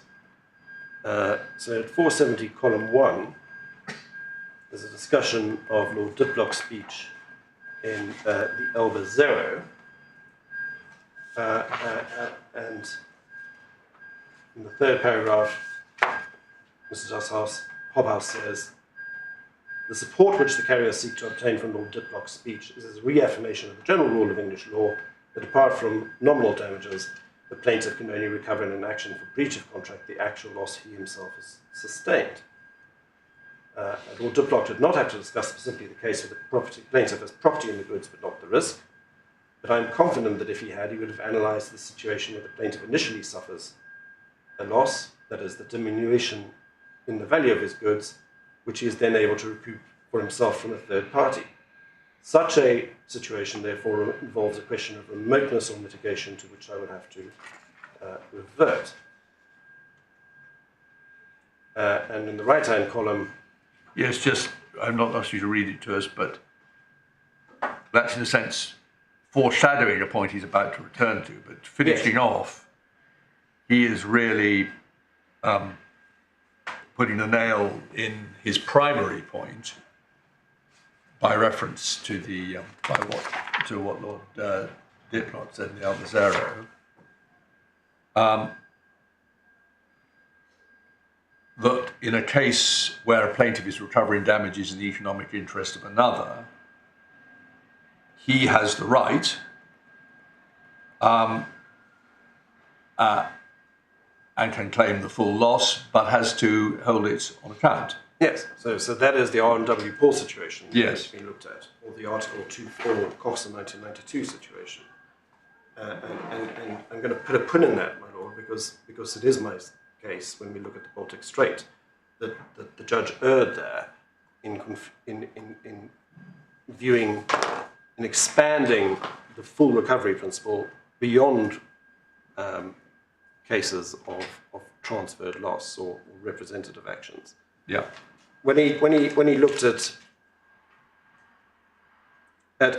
page column 2 of 470, he says, as will be apparent from the article in Scrutton to which I've already referred and the cases there cited, the provisions of contracts of sale and purchase to which goods owners are a party are in the absence of special circumstances res inter alios acta, which are not to be taken into account in assessing whether the damages are to be paid to the goods owners. And then he goes on to say the carriers of goods not concerned in the absence of special circumstances, rights of indemnity, or rights to recoup the price, or rights of damages as between good owners and mercantile parties with whom they may be in contractual relations, such considerations are too remote. Now, perhaps in a more modern analysis, we'd simply say those transactions are independent of the breach, therefore don't give rise to any loss which has to be a benefit which has to be brought into account. But the remoteness analysis of recoveries made under sale contracts does not answer the causal factual question as to whether a relevant benefit obtained by a claimant from its sellers, here the $284,000 Ameropa payment, was in fact made under such a sale contract, as opposed to being an action taken as a result of the owner's breach of the contract of carriage. And the mere fact that the benefit is paid by the seller does not establish that causal link. Lord Sumption and Swinson, for your note, at page 322, paragraph 11 at A to B, says, when discussing res inter alios acta, in spite of what that Latin tag may lead one to expect, the critical factor is not the source of the benefit in the third party, but its character. And similarly, Lord Mance. Sorry, I just missed the reference to where you were. Yes, it's a reference to Swinson, my lord. Oh, sorry, remove. Swinson, it's at page 322 of that judgment at paragraph 11, A-B. And Lord Sumption says, res inter alios acta, in spite of what the Latin tag may lead one to expect, the critical factor is not the source of the benefit in the third party, but its character. And Lord Mance said much the same thing at page 344, paragraph 47 of that judgment at C to E, citing Lord Reed in Perry versus Cleaver, whether third party receipts should be brought into account depends not on their source, but on their intrinsic nature. So the critical question in my submission is this. In Mr. Justice Hobhouse's remoteness analysis at 470 of Sanex Ace, what has been characterized by him as too remote? Is it only the terms of any sale and purchase contracts that were concluded before the carrier's breach of contract, and hence any rights that arise under them? Or is Mr. Justice Hobhouse saying that any dealings between the cargo claimant and its buyers or sellers, irrespective of their nature or circumstances, whether occurring pursuant to arrangements made before or after the breach, are always excluded as being too remote and the full recovery principle applies? And my submission to you is that it cannot be the latter. That is going too far. And if it was what Mr. Justice Hobhouse was saying, which I don't think it was, because his references are clearly to pre-existing sale contracts, then it is no longer aligned with the modern test for ascertaining whether a benefit does or does not arise as a matter of causation. And the correct approach in my submission is to confine Mr. Justice Hobhouse's remoteness analysis to the position where benefits accrue under the terms of any sale or purchase contracts that were concluded before the carrier's breach of contract and rights transferred under those contracts which arose. And adopting that analysis would align the full recovery rule established by Sanex Ace with the modern, well-established independent transaction exception to the net loss principle. Even though the modern approach, as I've said, is to establish or to view the existence or otherwise of an independent transaction through the lens of causation rather than remoteness. And such a conclusion would also be consistent with the case law. In the Sanex Ace and the R.W. Paul, the claimant's sale contract recoveries were both recoveries to which they were entitled under the relevant sale contract. In R.W. Paul, there was an arbitration. They were on by terms under which the sellers had guaranteed. The buyers were able to make a recovery from their sellers on that basis. In Sanex Ace, title was vested in the charterers at all times under the sale contract, and they recovered under the letters of credit. So they made that recovery.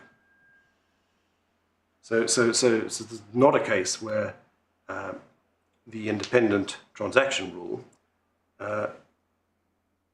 would have led to a different result.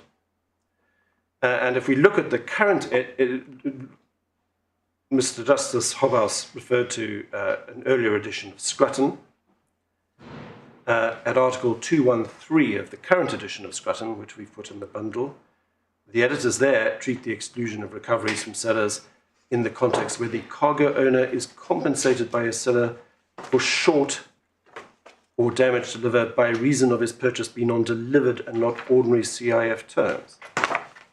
And that again is an acknowledgement that ordinarily, if a cargo owner is buying goods on delivered terms, then it is entitled to be recover damages from its seller, and that benefit is not to be brought into account, but it confines effectively R.W. Paul, Sanex Ace, and Baltic Strace on the basis that those sales are not ordinary sales like the ones we have here. And again, the point of principle is there can't be a special rule of full recovery for ship owners and cargo claims that exists only in cargo damage claims. There's no reason why the net loss principle and the avoided loss principle should not apply, and the ordinary rules of causation should not apply to situations such as the present. And therefore, the net loss rule should only be excluded when claims are made against carriers where the relevant buyers or claimants' recovery from a third party can in fact be shown by the evidence to have stemmed from an independent transaction. On the present facts, that did not occur here. Because the payment that Oilix had received from its sellers had no basis, not even an asserted basis in the correspondence in the pre-existing Ameropa Oilix sale contract. Indeed, the contrary, it was a SIF sale, risk passed on shipment, title on payment, not a payment that stems from an independent transaction. It is a payment that stems on the evidence from Oilix's post-breach actions taken to minimize its loss following the owner's breach of the contract of carriage. So that deals with Sanex Ace. I'm in danger of trespassing on your lordship's time, but we will finish up by one, I'm sure. I move now to the Baltic Strait. That's another first instance decision. Mr. Justice Baker.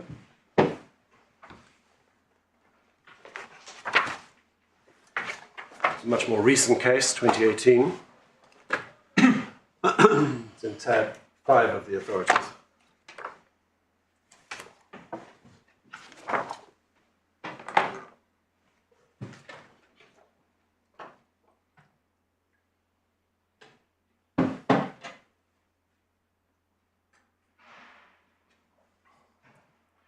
This is a case of bananas shipped from Ecuador to Libya. Cargo claimant was a company called Ultiful. They were the named claimant in the action.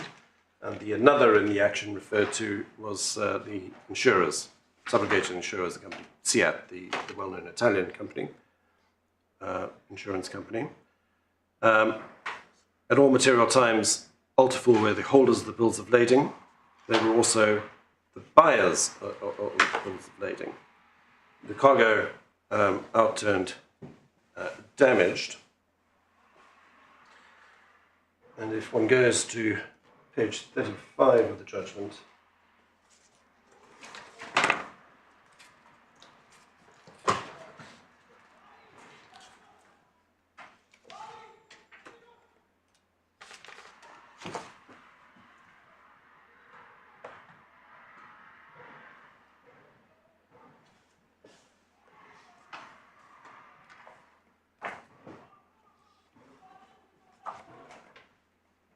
at paragraph 5, the judge discussed the award. Now, this was an appeal from an AMS arbitral tribunal, so the award he's referring to is the Maritime Arbitrators Award. It appears from the award that on 30th of January 2014, Ultiful purported to reject the cargo under the contract pursuant to which it had paid the seller for it and claimed a refund of the price paid. So that was the claim against Comico under the sale contract.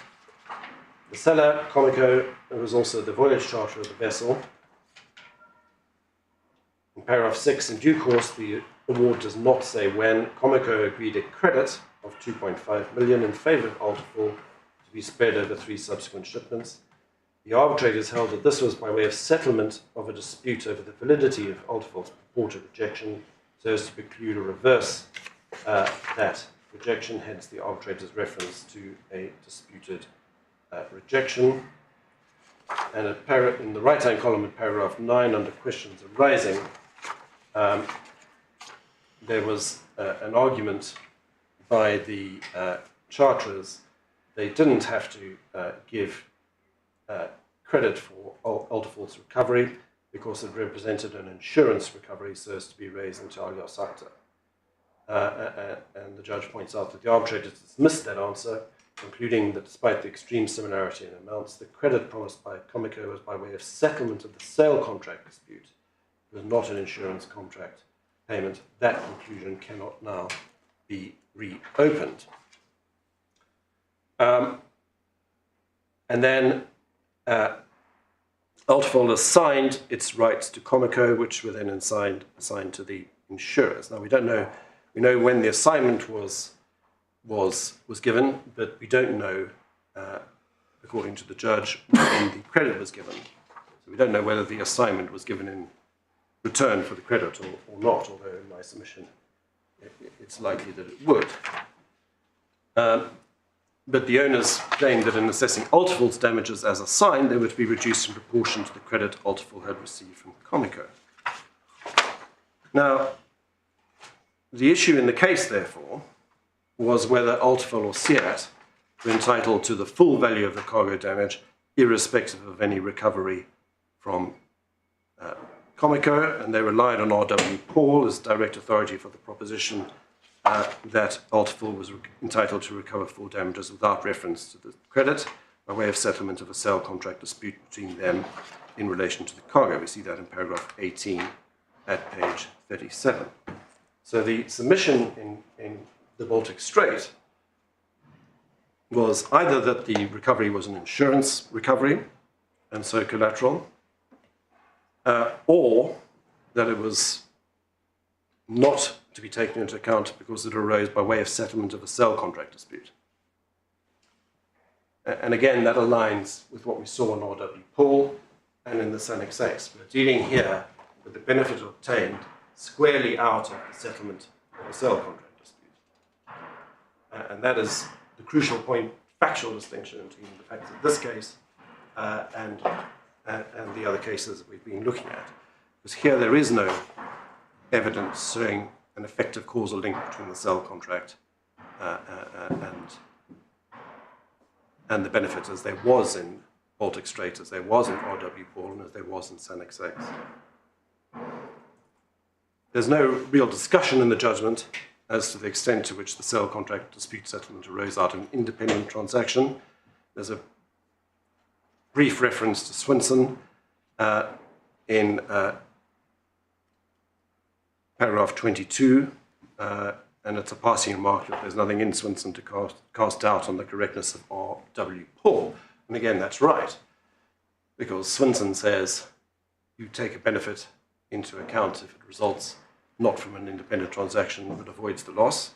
And in R.W. Paul, it's quite clear that the benefit in that case did arise from an independent transaction.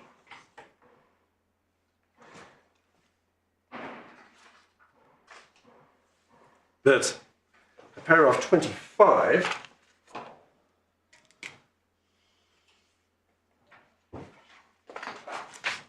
find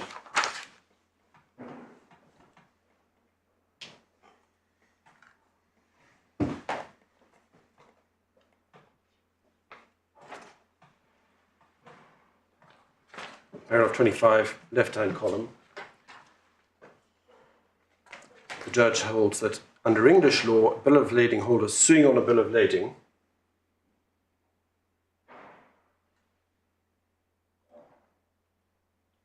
Sorry, where are you referring to? No, sorry.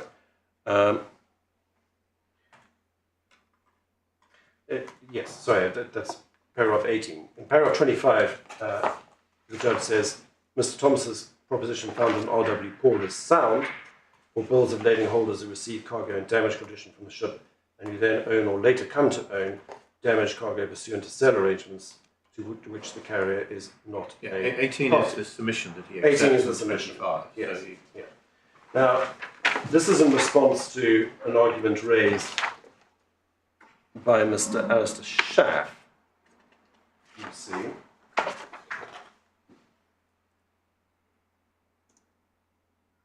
Which we find on page 37, in paragraph 24 at the bottom of 2. Sorry, where's Mr. Schaff's? 24, yeah, right. Paragraph 24, page 37.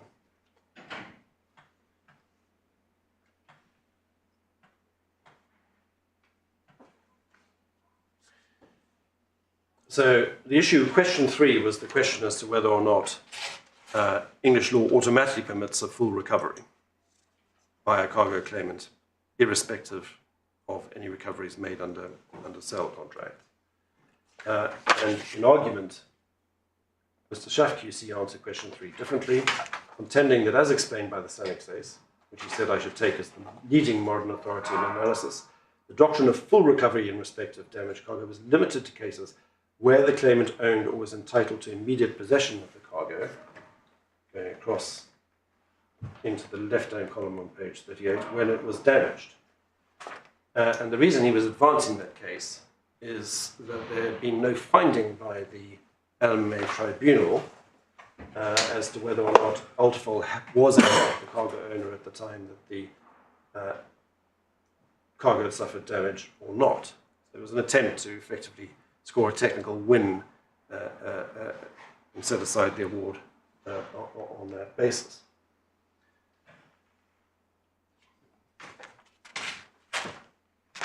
But in 25, effectively, Mr. Justice Baker says R.W. Paul establishes the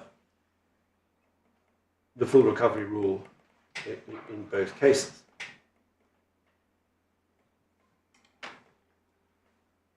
Sorry, I have lost where you've been making some submissions about the last sort of 30 seconds, but I'm lost where you are in the judgment. What are you reading, or are you submitting, or what? Sorry, I've just lost the thread of what you've been saying. Could you just go back? I'll pick it up, my lord.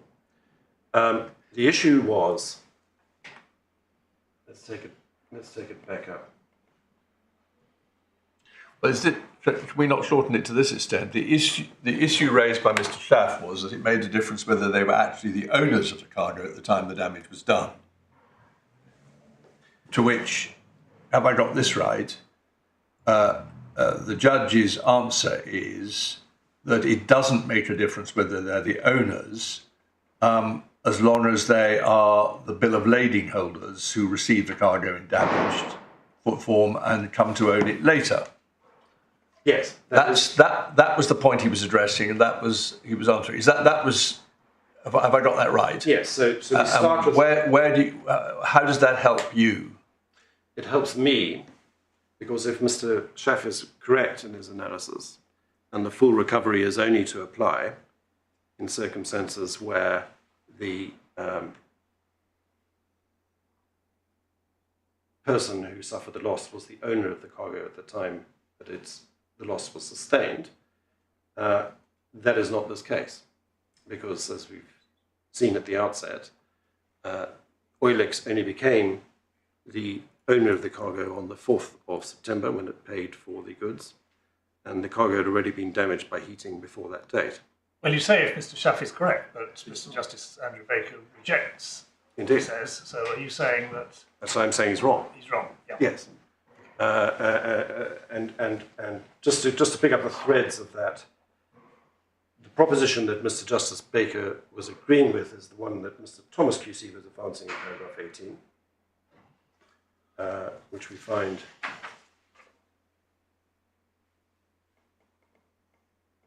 on page 37. Mr. Thomas QC advances the proposition of English law that a bill of lading holders suing on the bill of lading in contract may recover full damages despite an early recovery from an intermediate seller. And he founded that submission on the direct authority of R&W Paul. And then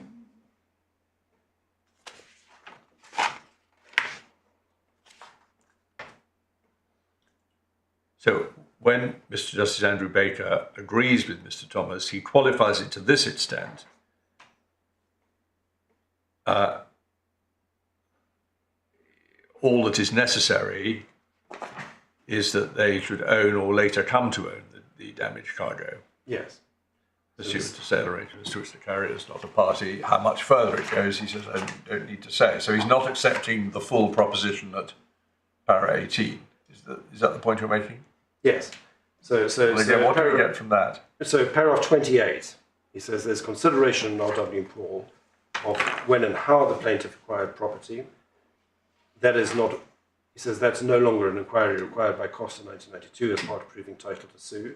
He says in R.W. Paul there was no consideration of whether that meant the plaintiff owned the cargo when it suffered the damage. The basis of the decision in R.W. Paul as to full damage is not that the plaintiff owned the cargo when it suffered damage. It is rather that the plaintiff came to own and took from the ship damaged cargo because of the defendant owner's breach of the bill of lading contract, and that was sufficient in law for full damages. He says, exactly as Mr. Thomas QC put it, the plaintiff bill of lading holder suing on the bill of lading in contract was entitled to full damages despite an early recovery from an intermediate seller. And then at 32,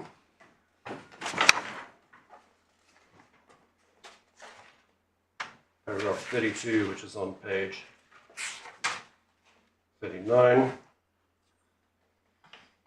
says there's nothing in R.W. Paul or the Sanexace to support the conclusion that the bill of lading holder who as receiver and end purchaser takes delivery of cargo damage by reason of a breach of bill of lading must give credit and a claim for full damages against the carrier under the bill of lading or recovery made from his seller. On the contrary, I think Hobhouse J took R.W. Paul at face value and said it was founded upon the plaintiffs having been the receiver and end purchaser who therefore got damage goods from the vessel and not upon any ownership of the goods when they suffered damage. In my judgment, far from the Sanexace supporting Mr. Schaff QC's argument before me, that argument in substance recycles the surprising contention. Yeah, you're reading these passages out, which we can read to ourselves. What's the point you're making? What's your submission about this case? Because I'm getting rather lost as to where you're going with it. Right. This is a case where, unlike Baltic Strait, unlike R.W. Paul, and unlike the Sanexace, Oilex only became the owner of the cargo after it had become damaged. The question is whether Oilex can automatically disregard the recovery it made from Ameropa because it is entitled to rely on the so-called full damage or full recovery rule established in R.W. Paul Senex and the Baltic Strait. My submission is that rule does not apply in this case because it does matter that Oilix only became owner of the cargo after it was damaged. And Yeah, I see that, but then I obviously understand that's your submission, but the Baltic Strait doesn't help you. It's flatly contrary to you. No, it's flatly contrary to me, and that's why. Yes, I thought you were saying it was distinguishable in a way that it was no longer flatly. Well, it's distinguishable on the facts in any event, because the Baltic Strait is another example of an independent recovery. So my first answer to why is the Baltic Strait not a full or complete answer to my claim is that it's distinguishable on the facts. Because here we do have an independent. No. We don't have an independent transaction, whereas in the Baltic Strait, the recovery was clearly made under the sale contract. The second reason why it's distinguishable is because Mr. Justice Baker was wrong to say that.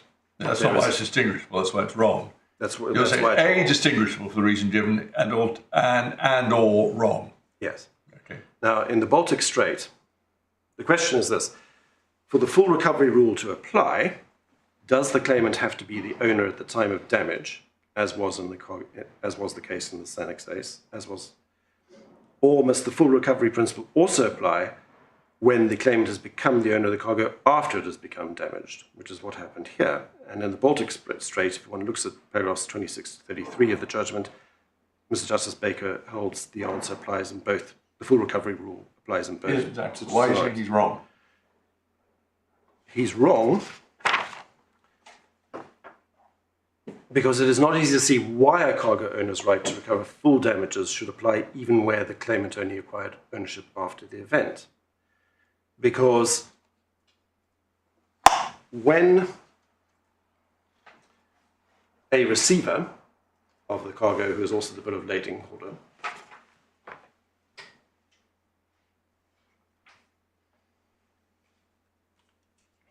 receives damaged cargo and obtains a recovery from its seller pursuant to mitigation actions taken by it, why should it be the case that the normal net loss rule would apply? And what Mr. Justice Baker's approach confuses is the notion of avoided loss with transferred loss. Because the full recovery principle makes sense when the receiver is suing under Section 2.4 of COXA 1992, because then it is suing in a representative capacity for the party who was the owner of the goods when they were damaged, but is no longer the holder of the bill of lading. So that was the case in R&W Paul. That was a representative action. That is also what Underhill was trying to do in the Baltic Strait, because they were trying to sue under Section 2.4, held that they couldn't because they were the charterers.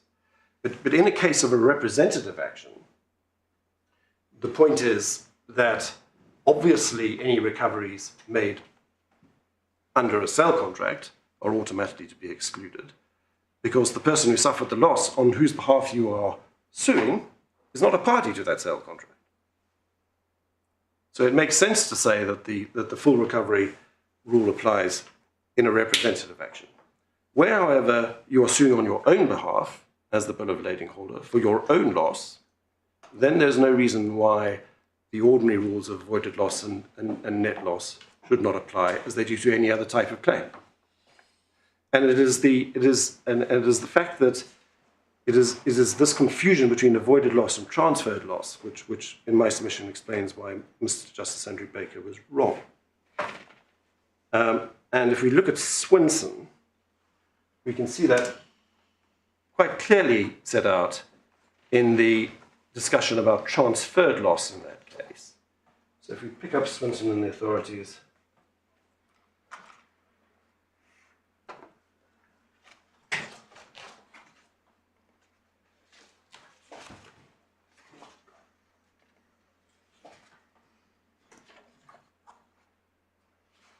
Which page? It's page 323. It's in Lord Sumption's judgment.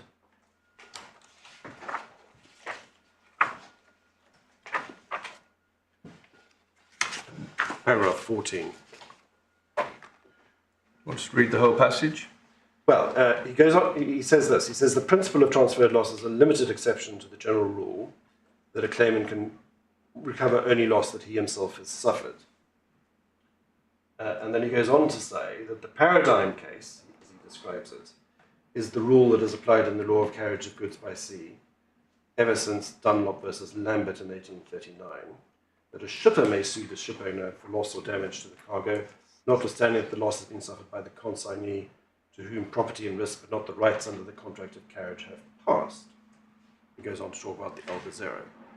So he's saying that the whole notion of transferred loss, paradigm example of a transferred loss case, is this representative action under carriage of goods cases. And then he goes on to say at paragraph 16 on page 324,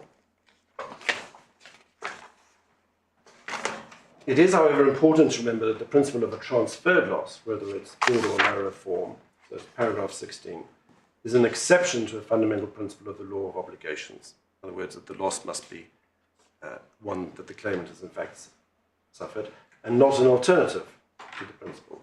All of the modern case law on the subject emphasizes that it is driven by legal necessity. It is an essential feature of the principle that the recognition of a right in the contractual party to recover a third party's loss should be necessary to give effect to the object of the transaction and to avoid a legal black hole in which the anticipated course of events, the only party entitled to recover would be different from the only party who would be treated from taking a loss. So a transferred loss claim is an exceptional claim, and it's a practical device to avoid a black hole situation. Now, the transferred loss claim that was in R.W. Paul was effectively that type of claim. So we had a situation in R.W. Paul where the holder of the bill of lading was suing subject to the duty to account to his seller. And this, sorry, sir. I was about to notice the time. I thought you'd reached a pause and I was going to see where we were. But if you were just finishing your sentence, please do so. I can finish in 10 minutes, or I can come back at 2 o'clock. Well, let's do that if we can hold you to 10 minutes. But it's got to be really 10 minutes. If you haven't finished yet. I'm grateful, my lord. Otherwise, we'd rather. Yes. Okay, off you go. Finishing this point, where so the full recovery principle in Sanexa's RW makes sense where it's needed to fill in the black hole. Where, however, the person who has the ownership of the damaged cargo is entitled to sue the carrier directly under Article 2.1, because and then there's no need for the full recovery principle, because there is no black hole to fill. That isn't a transferred loss case. It's a case where a receiver of goods is proceeding against the carrier, and there's no reason why he should be entitled to say, the law says there's a blanket proposition of law that I'm entitled to a full recovery, irrespective of any recovery I made under the sale contract, without an investigation as to whether or not that recovery was legally caused by an independent transaction or not. And I do therefore say that Mr. Justice Baker was wrong to say that it applied in both situations, because there isn't the legal necessity or black hole analysis that justifies its extension from... Well, you've just made that point. I've made that point.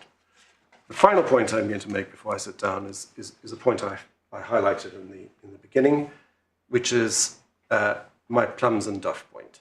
Here, this is a case where the claim was formulated by Ameropa on the basis that it had entered into the salvage sale, and it assessed this loss and awarded its loss on the basis of the difference between the salvage sale price and the net loss price. And I'm saying that in circumstances where that is the factual position, it would be inequitable to apply the full loss recovery principle without also taking into account the benefits that Orlix received as a result of entering into that composite salvage sale transaction. And this is therefore the case where that matters.